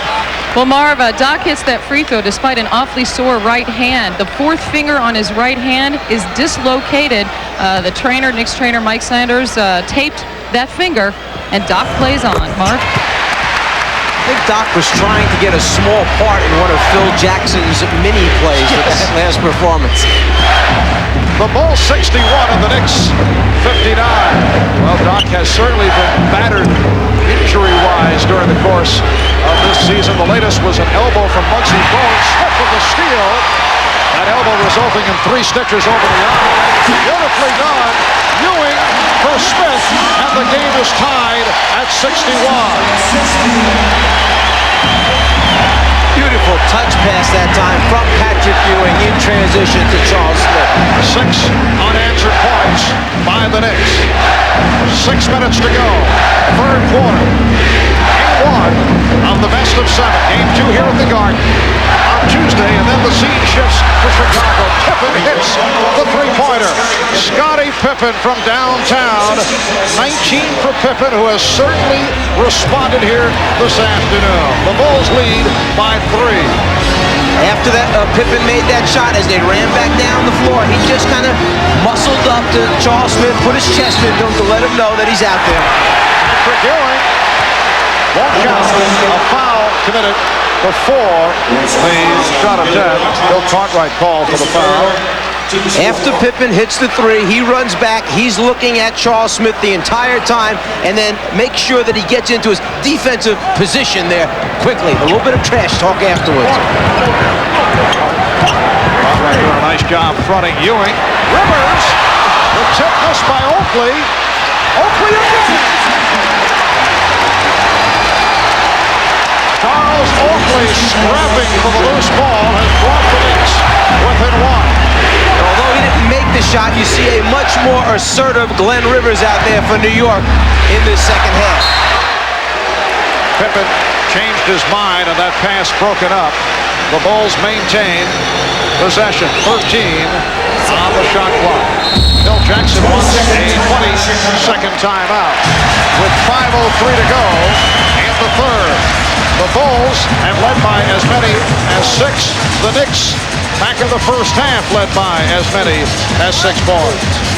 A few moments ago, on a steal by Doc Rivers, Scottie Pippen chases him down, and on this particular play, first the concern, was it a flagrant? No, it was not a flagrant. A good no call by the officials as Rivers kind of grabs on to Pippen's arm, but then his head does hit the floor when he goes to the ground. The injury incurred by Rivers was a dislocated fourth finger on the right hand.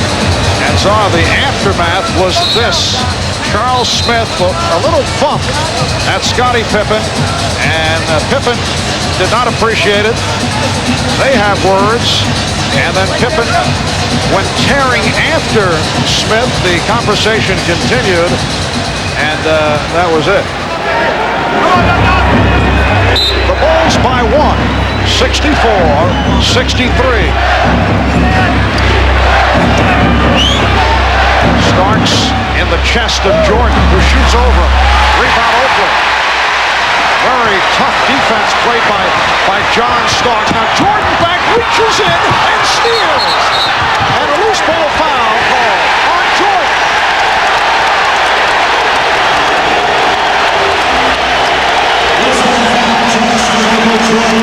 Second foul committed by Jordan, who was upset by that call made by Bennett Salvatore. Well, Michael Jordan seemed to be completely out of the play, yet he hustles back, and the concern there is that that left hand may have shoved John Starks out of bounds. I don't think it had anything to do with it. Jordan had possession by that time. The Bulls are over the limit, so Starks to the line. He is 1 of 2 from the foul line.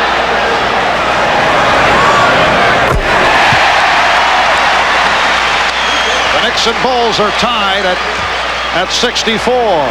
John Starks coming off a strong series against the Charlotte Hornets, averaged 17 points. Named to the NBA's all-defensive second team as selected by the league's 27 head coaches. It has been a sparkling season for John Starks. The Knicks lead by 1. 4:35 to go in the third. Bad pass, and Oakley is able to counter it.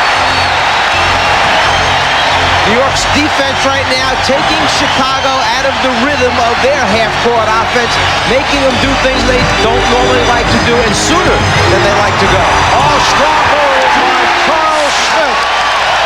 The Knicks lead by 3. 17 for Smith.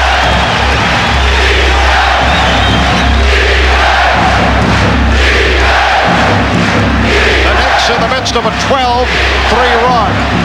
Here is Armstrong. Rebound Starks. He was actually battling with his teammate, Patrick Ewing.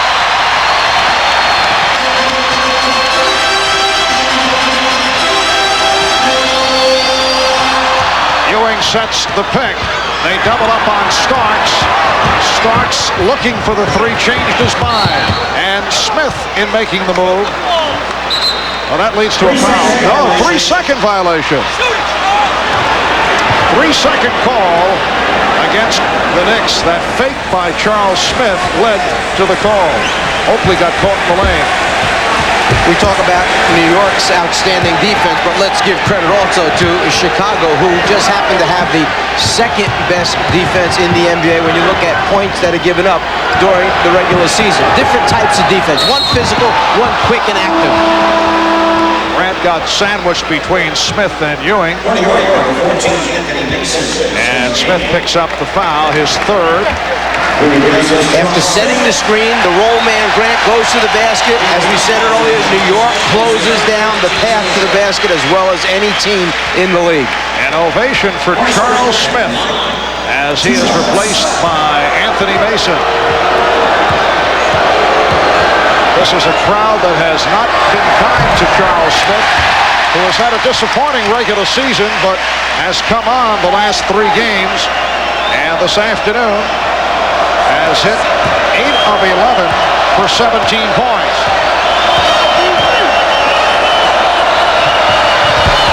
Well, missing both.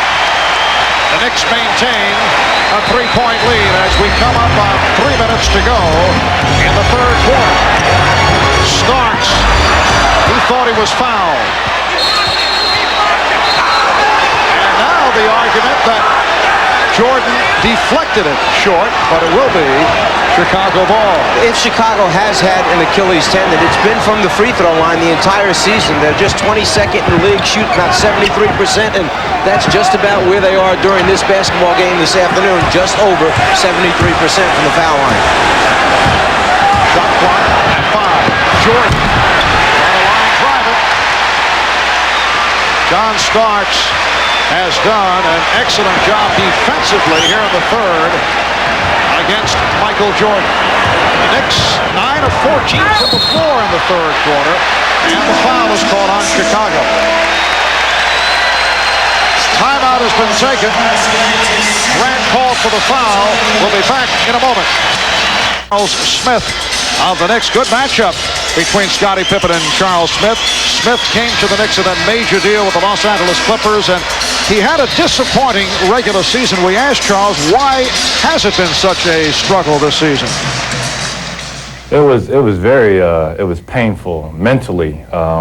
You know, you hear so many comments of, you know, from my friends in the league, you know, what's wrong? Why aren't you doing this? Why aren't you doing that? And the media, you can be doing this.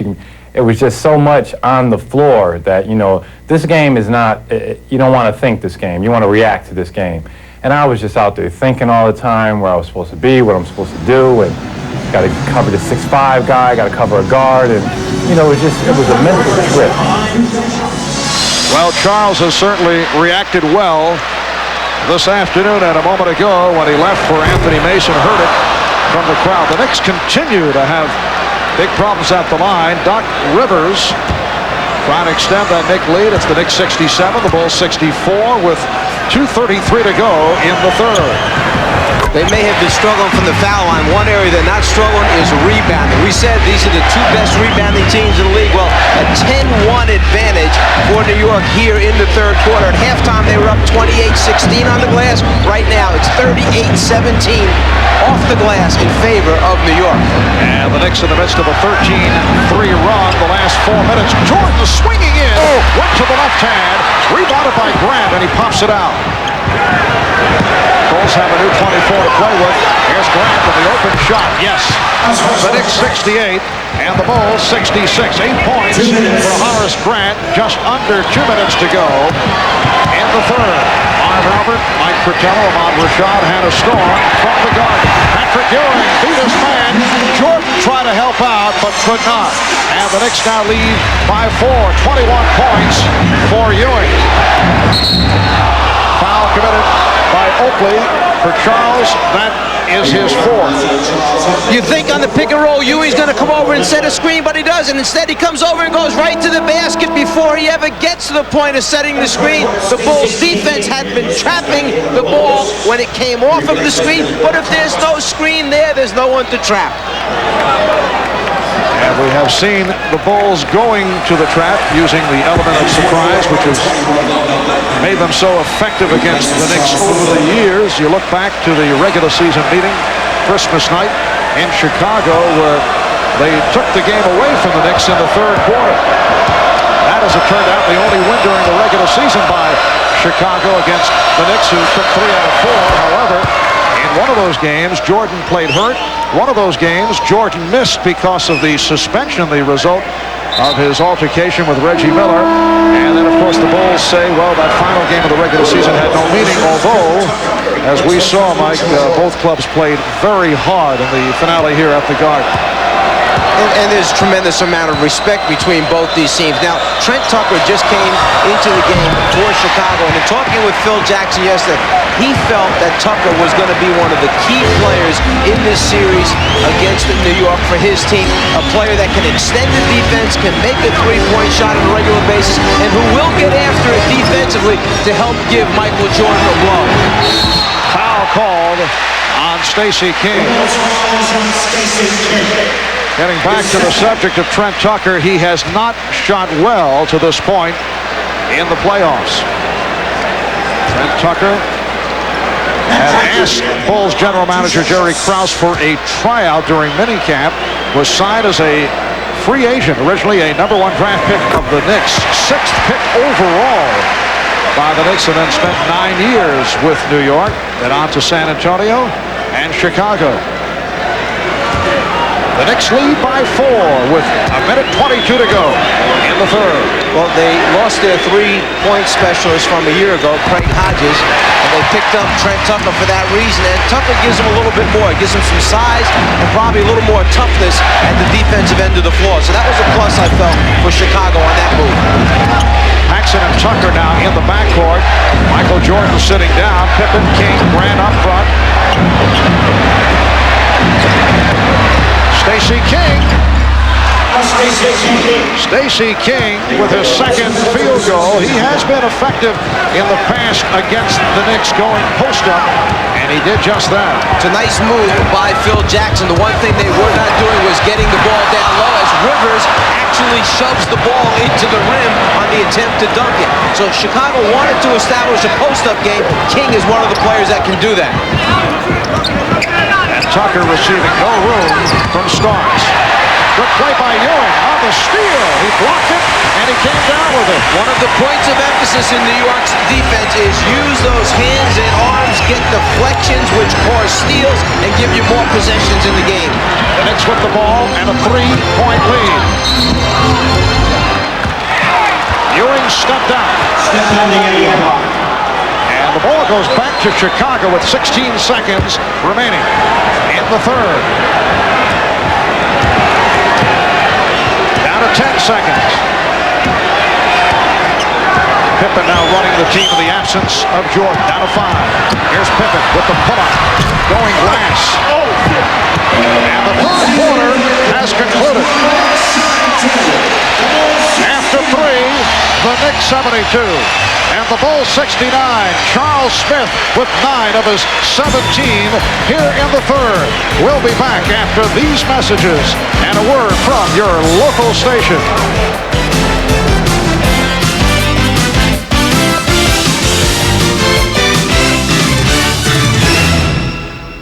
Welcome back, Madison Square Garden in New York, 19,763, the usual capacity crowd has turned out. The Knicks with a 28-21 edge in the third quarter. They have a hot hand, 10 of 16 from the field. Bulls shot well, 8 of 16 in the third, and the Knicks lead by 3. It's been close throughout. Knicks at one point led by as many as 6. Same for the Bulls. And here's pressure on the inbounds as this fourth quarter gets underway. Some of the things that worked well for New York, they got Patrick Ewing back involved in the offense after scoring only 2 points in the second quarter. He had 8 there in the third quarter. They kept their turnovers down. They only had 4 while they forced Chicago into 5, and then they pounded the Bulls on the glass. Shot clock at 5. Ewing. Michael Jordan is back. Scott Williams with the rebound. And Phil Jackson going with a 3-guard alignment. Jordan, Paxson, and Tucker. Here's King swinging in. A traveling violation.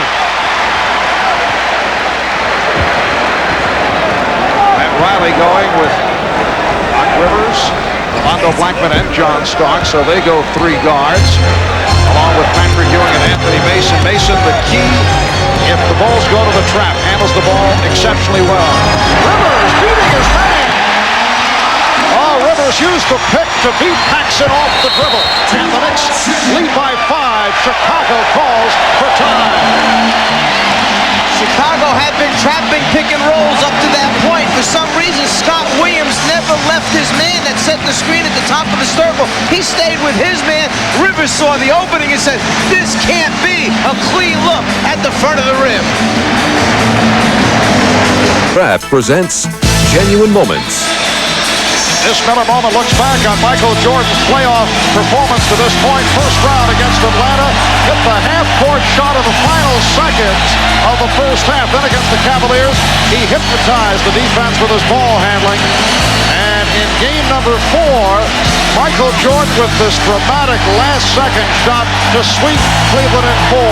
In recognition of these moments, Miller Genuine Draft will donate $1,000 to the Thurgood Marshall Scholarship Fund.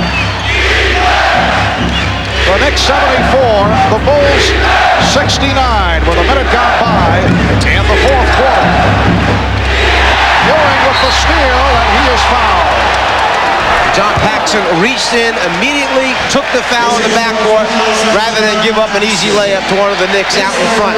The deflection by the big man, he tries to start the break, but Paxson wisely fouls immediately. And admits it, and owns up to it. And there it is. I know you never were a contestant on concentration, but that means defense. Defense. Thank you, Czar. Little remedial work by Czar. Starks for three. It's the Knicks 77, the Bulls 69. It's the biggest lead of the game for either team. The champ of defense. Jordan fouled. The basket will not count. Starks collecting his third. Substitutions for the Bulls. Here come Horace Grant, Bill Cartwright, and Scottie Pippen, replacing King, Williams, and Tucker. Phil Jackson sounding the alarm that, hey, with an 8-point deficit up there for Chicago, I've got to get the main guys back on the floor right away to get ourselves back in this basketball game, or else it could be too late. And Pippen had it knocked away by Starks. Good play by Starks. The Bulls with 13 on the 24.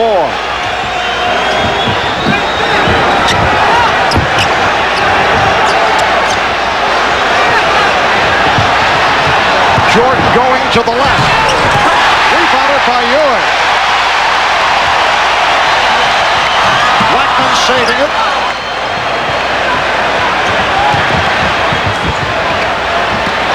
Ewing off the spin. Chicago back to the offense. They are down by 8. Pippen got the step. Good play by Ewing to keep it away. Knicks have a 3-on-2. Rivers spots up. Good recovery by Grant. Blackman could not find the shot and is called for a travel. Nice play by Cartwright that caused the travel. Jordan, after foot faking 3 or 4 times, gets right where he wants, the front of the rim, but Ewing had rotated over, and just the presence and influence of Patrick Ewing forced Jordan to miss the shot. 9:25 remaining. Fourth quarter. Michael Jordan with only 2 of his 19 points in the second half. Here's Jordan. Yes. Nice move, the fake to the right, and the pull-up. He had Starks committed and was able to hit. The Knicks lead is now 6. Rivers played by Paxson. Starks guarded by Pippen. Hits another 3 for John Starks. That's his third from downtown. I think he caught Scottie Pippen by surprise. He looked down at the floor as if he was going to feed the postman, then never a hesitation, just got it up immediately. Oh, clean block by Ewing. Cartwright had the step, and Ewing with the rejection.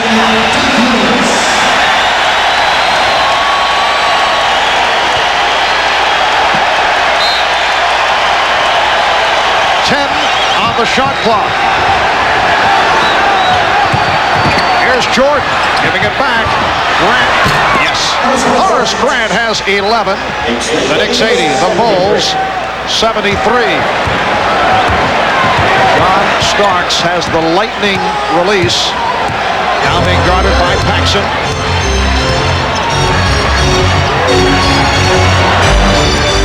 Blackman played by Jordan. Ewing lost it, and Cartwright gets to it. I know this is early in the series, but there is a factor to be concerned about. The amount of times New York goes to Ewing, and in the fourth quarter against this Bulls' outstanding defense, will fatigue be a part of the entire process in the end of Ewing wearing down eventually? The call is last touch by Chicago.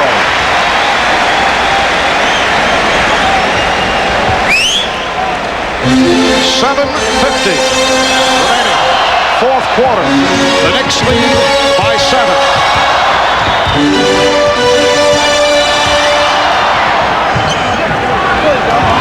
Shot clock at 10. Paxson guarding Starks. Starks for three, no good. That's his fourth three-pointer. Keep in mind, John Starks set a Knicks team record. He hit 8 three-point field goals against Chicago last March here at the Garden. Jordan came up short. The Knicks, with a 10-point lead, have taken the play away here in the fourth quarter. They double up on Mason, and he gets it outside. Foul call. Michael Jordan called for his third. John Starks has a very quick release. You may not think he's going to let it go, but it's up and out of his hand, and at times it even looks like it's going to be short. But the strength of John Starks gets it to the front of the rim with terrific range on it. Mason posting. And a traveling violation. He shuffled his feet. So the Bulls will get it back, but first a timeout called. 6:47 remaining, fourth quarter. The Knicks lead by 10. Well, during the regular season, this Knicks squad went 60-22. They won 15 of the last 17. They took top seed in the Eastern Conference. And Mike, you look back over the last 10 years, 9 times in the last 10 years, the team with the best record advanced to the Eastern Conference final. The last time a team did not make the move from top record to the final was 88 when the Boston Celtics were knocked off, and it was the Detroit Pistons that advanced to the final round. I do feel it's somewhat premature right now to be dealing with that.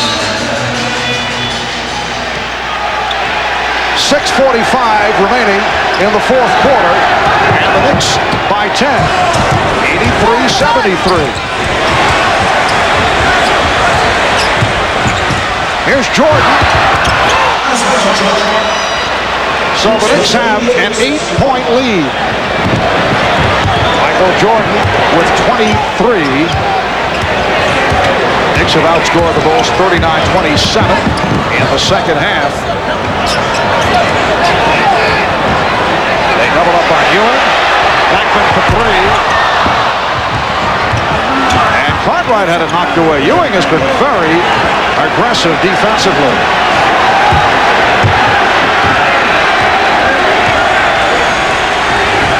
Armstrong is getting set to check back in. Cartwright, and he was blocked. Foul committed by Ewing. That is his third. Paxson, an excellent passer into the post-up area. If your big men aren't working well down low, well, then this guy's not a bad choice to go to. Michael Jordan with his back to the basket. Bill Cartwright will shoot a couple.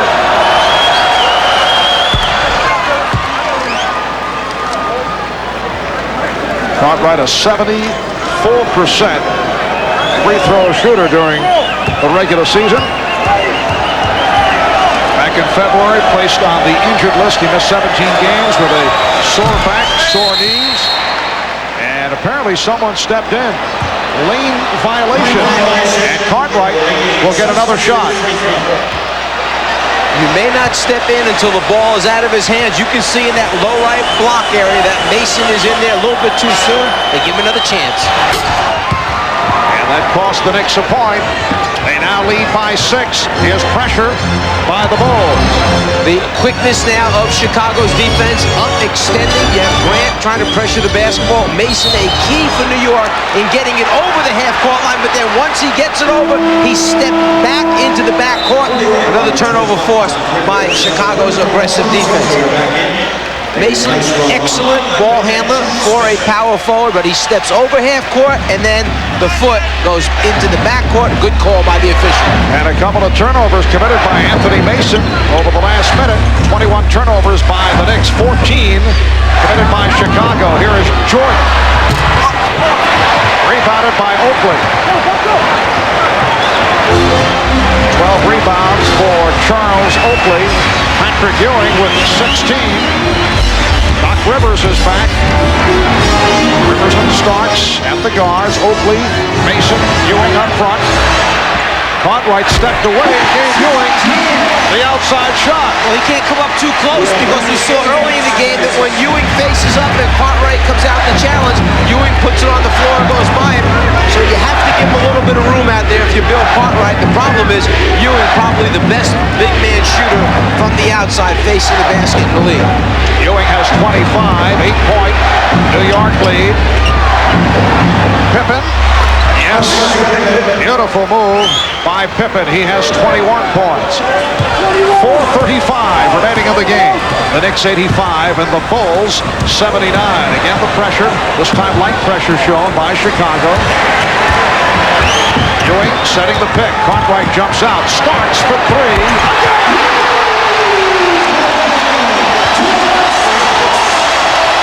He is 5 of 7 from three-point range. He has 24. The Knicks lead 88-79. Just when it seemed that Chicago was getting itself back close enough to make a move, then another one of those shots goes in.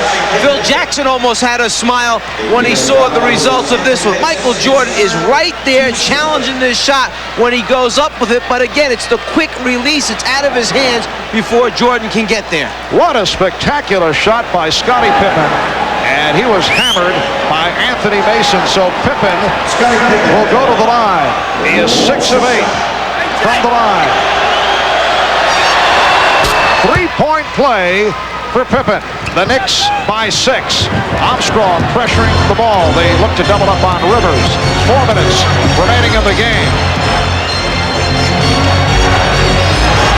Pippen guarding Mason.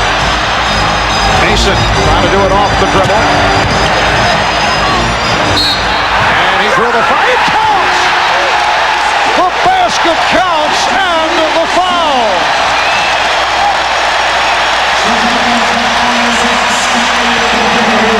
That's why coaches tell players when you commit a foul, make sure he doesn't get the shot off because of the continuation call in the NBA. The strength of Anthony Mason to draw the contact and then still get the shot up. He makes it, goes to the foul line.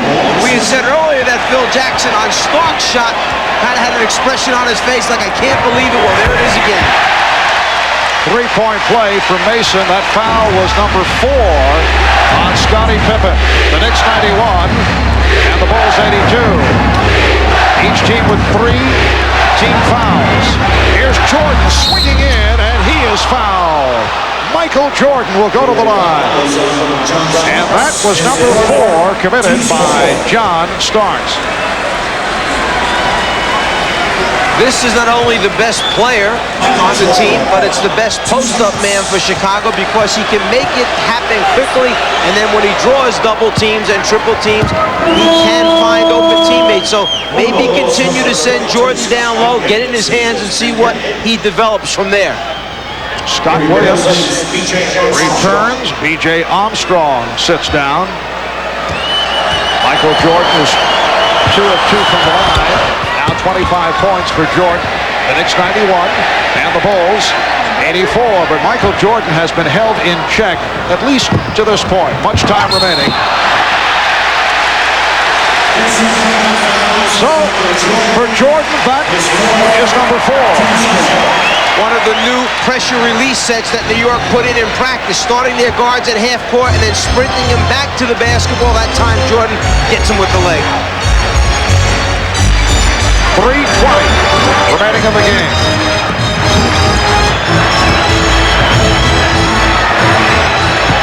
Ewing putting the move on Cartwright, changed his mind. Here's Rivers for 3.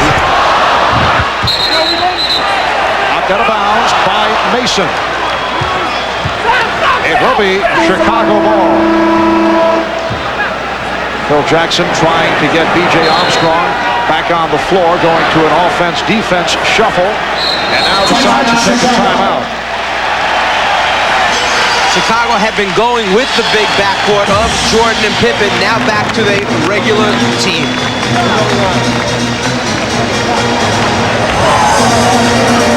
Welcome back to Madison Square Garden in New York. The Knicks 91 and the Bulls 84. John Starks has played Michael Jordan to at least a standoff. Actually, he has outshot Jordan 8 of 14, 5 of 7 from three-point range for Starks, and he's done a good defensive job on Jordan.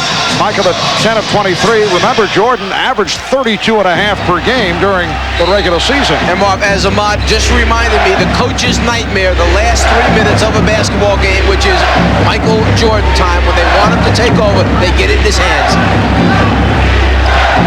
Just under 3 minutes remaining in the fourth. Starks went for the steal. Shot clock at 8. Jordan off the head fake. Ewing came over to help. May have gotten a piece of it. He certainly did get a piece of it, and that's the rotating pressure defense of New York, challenging every shot, which is an emphasis of Pat Riley's. It looks like John Stark may have dislocated that last finger on his left hand, asking his trainer, Mike Sanders, to pull it out.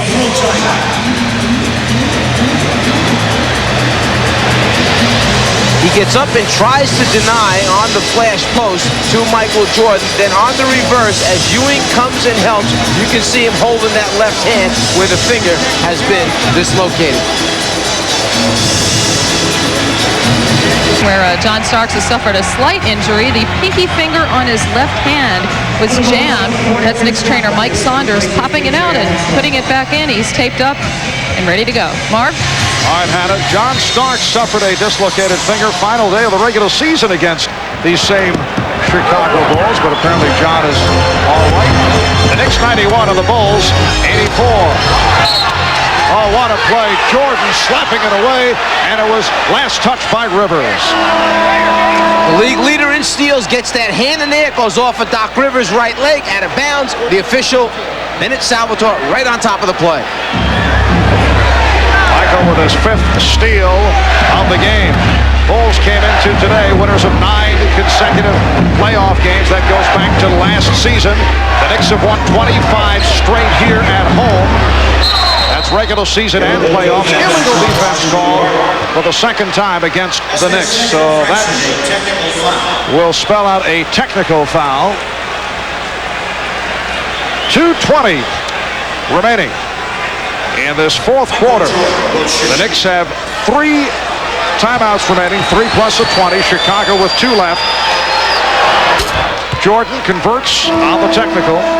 In case the officials needed some help, he's pointing at the guy that's illegal is right there, John Starks. He is below the foul line, across the front of the rim, and he's not double teaming anybody. That's illegal.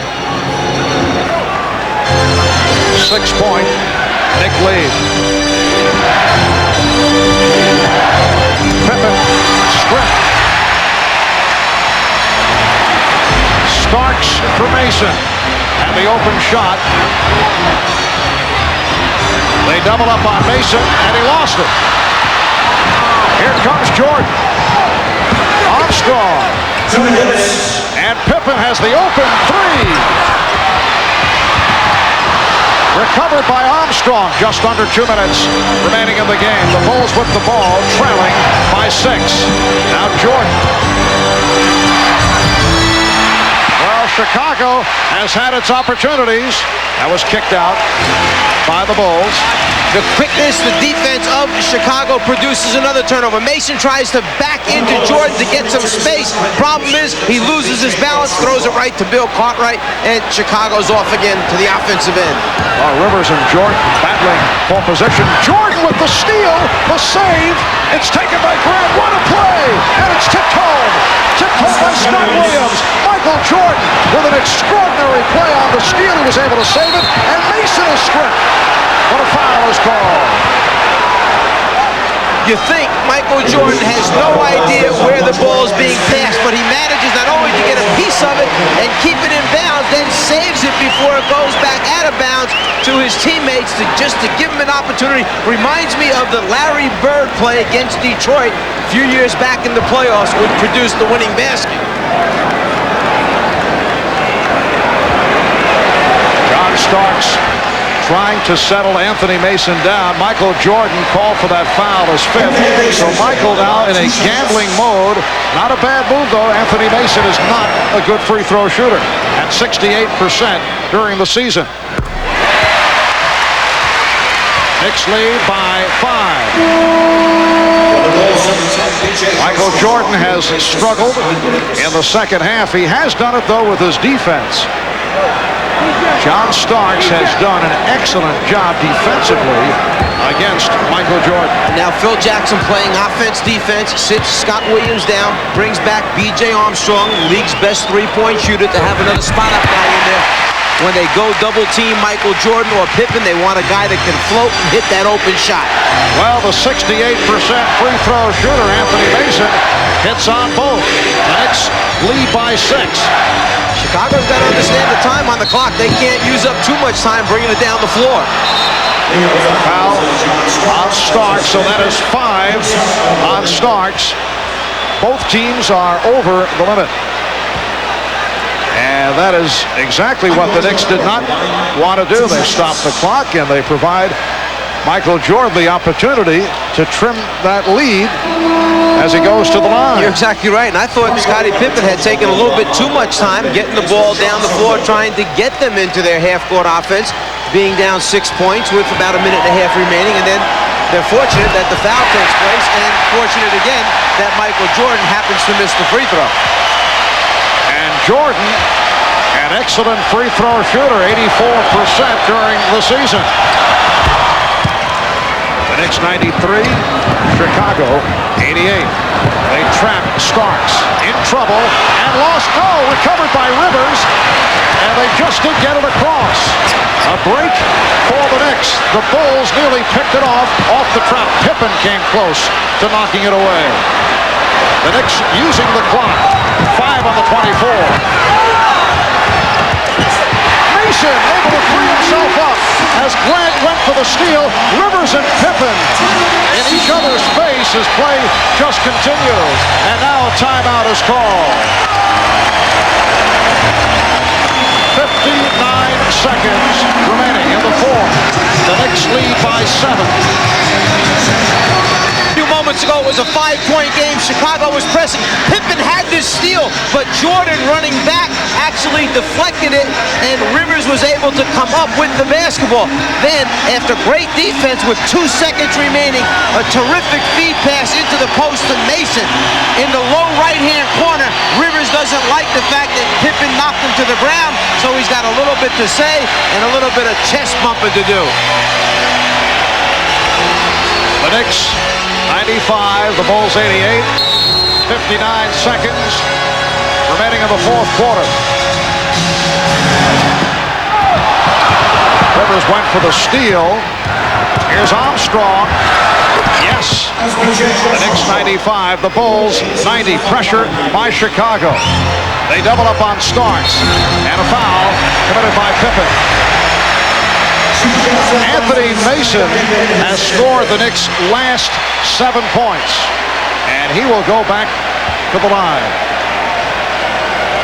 John Starks almost called a timeout after B.J. Armstrong hit the basket. He looked to the Knicks bench, started to make the gesture as if do you want a timeout or not, coach? There was no signal from Pat Riley, so they went ahead, got the ball inbounds. Chicago fouled immediately after the first pass and trap situation to stop the clock. Mason now 3 of 4 from the line. So Mason missed on both.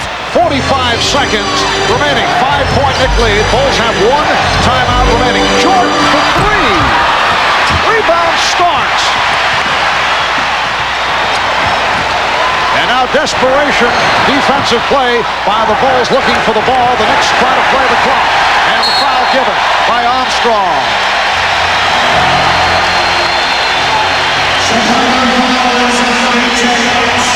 When you're down 5, you know you need any combination of a 2-point shot or a 3-point shot. Michael Jordan figures that this might be the best look he gets in this situation, so he goes up with it with just under 40 seconds remaining on the game clock. The Knicks only 17 of 28 from the foul line.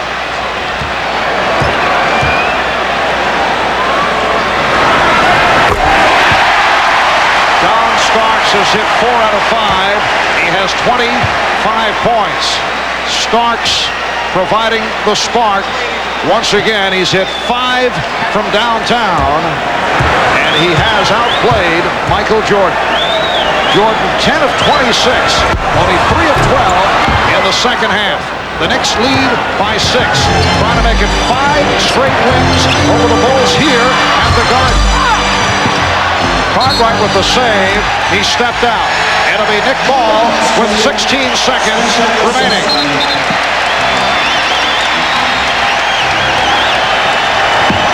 Again, pressure. Starks lofts it down. Knicks looking to run the clock out. Blackman is fouled by Grant with 8 and 7/10 seconds remaining. And they are on their feet here at Madison Square Garden.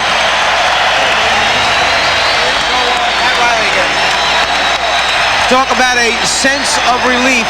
As you mentioned earlier, Michael Jordan's statements about what if we should happen to win this first game. That man right there, Pat Riley, knowing that they got past those first 2 rounds just to get to this point. Then the next concern, will we give up home court advantage right away? Well, it doesn't look that way in game number 1 for New York. And the Knicks have certainly turned things around against a Chicago club that they had all kinds of difficulties with. At one point, they lost 14 straight to the Bulls before they came up with that upset in Game 1 in Chicago of last year's conference semifinals. A timeout call by the Bulls. It's their final timeout. The Knicks 98 and the Bulls 90. 8 and 7/10 seconds remaining in the fourth quarter. We'll take a break. Back after these words.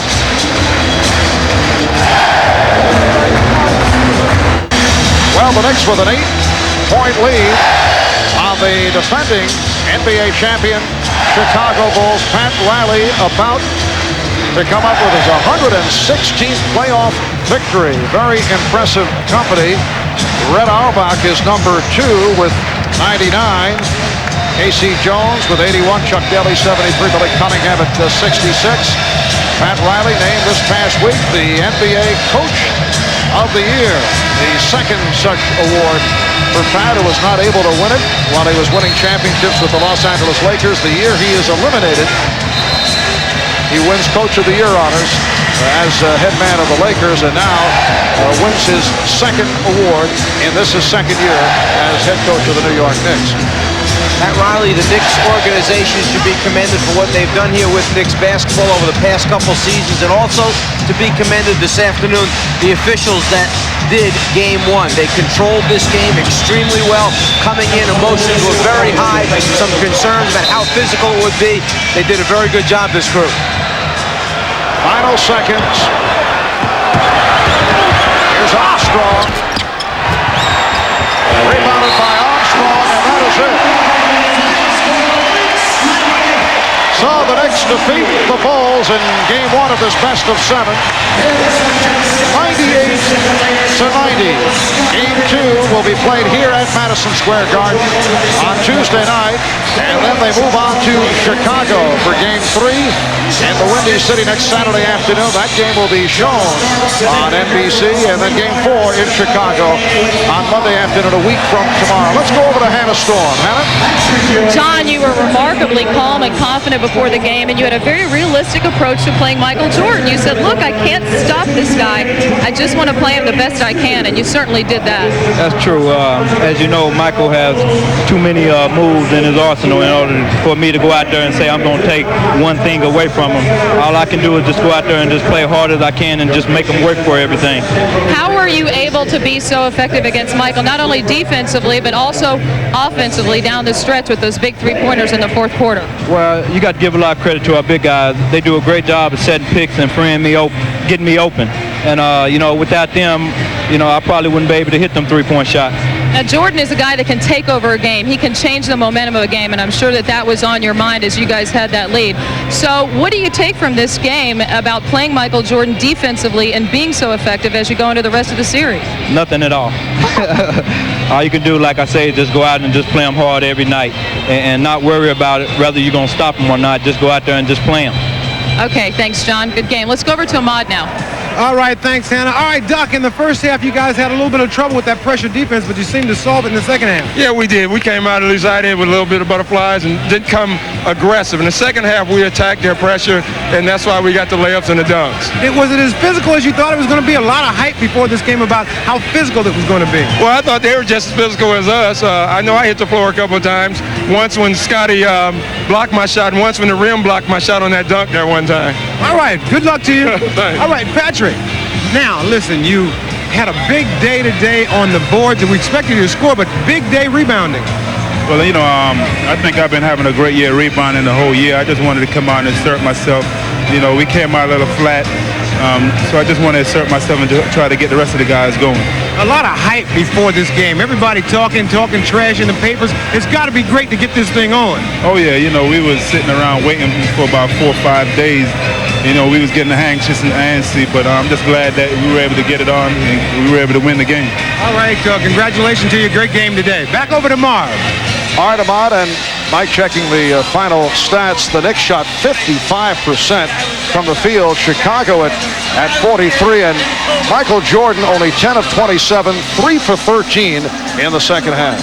Not only must Starks be given credit for playing pretty good defense against Michael Jordan, then he turns around and makes big shots and really makes Michael extend himself trying to stop him at the other end. But the keys were, even though they wound up with 23 turnovers in the basketball game, the New York Knicks, they still did a better job attacking the Chicago press in the second half, and then they crushed them on the boards. So the Knicks take game one here at Madison Square Garden. We'll take another break. We'll be back in just a moment. Well, back at the Garden, the Knicks over the Bulls, 98-90. One of the heroes for the Knicks this afternoon, Charles Smith, 8 of 12 from the field, 17 points in all, and he is alongside Hannah Storm. Let's go to Hannah.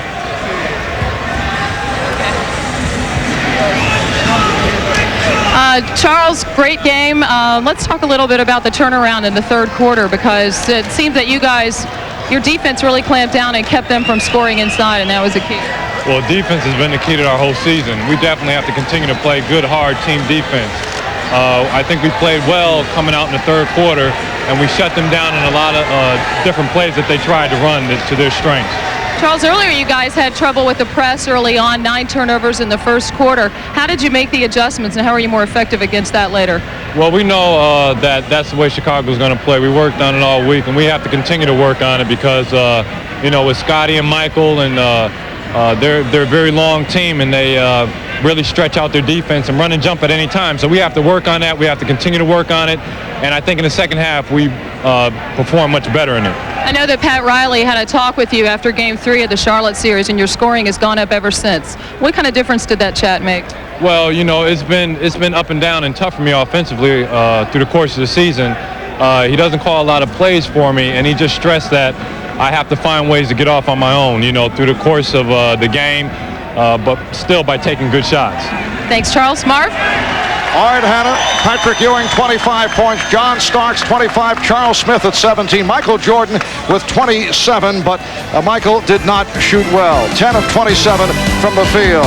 So the Knicks over the Bulls, 98-90, taking game one. Next weekend, the conference finals in full swing. Saturday in Chicago. It'll be game 3 of this battle between the Knicks and the Bulls for the Eastern Conference crowd. And then on Sunday, it'll be the Suns and the Sonics out on the West. Coverage beginning at 3 p.m. Eastern with NBA Showtime. Tonight, an encore presentation of last Thursday night's television event of the decade. Cheers, Last Call, the final episode. And then in a world premiere movie, it'll be Ambush in Waco.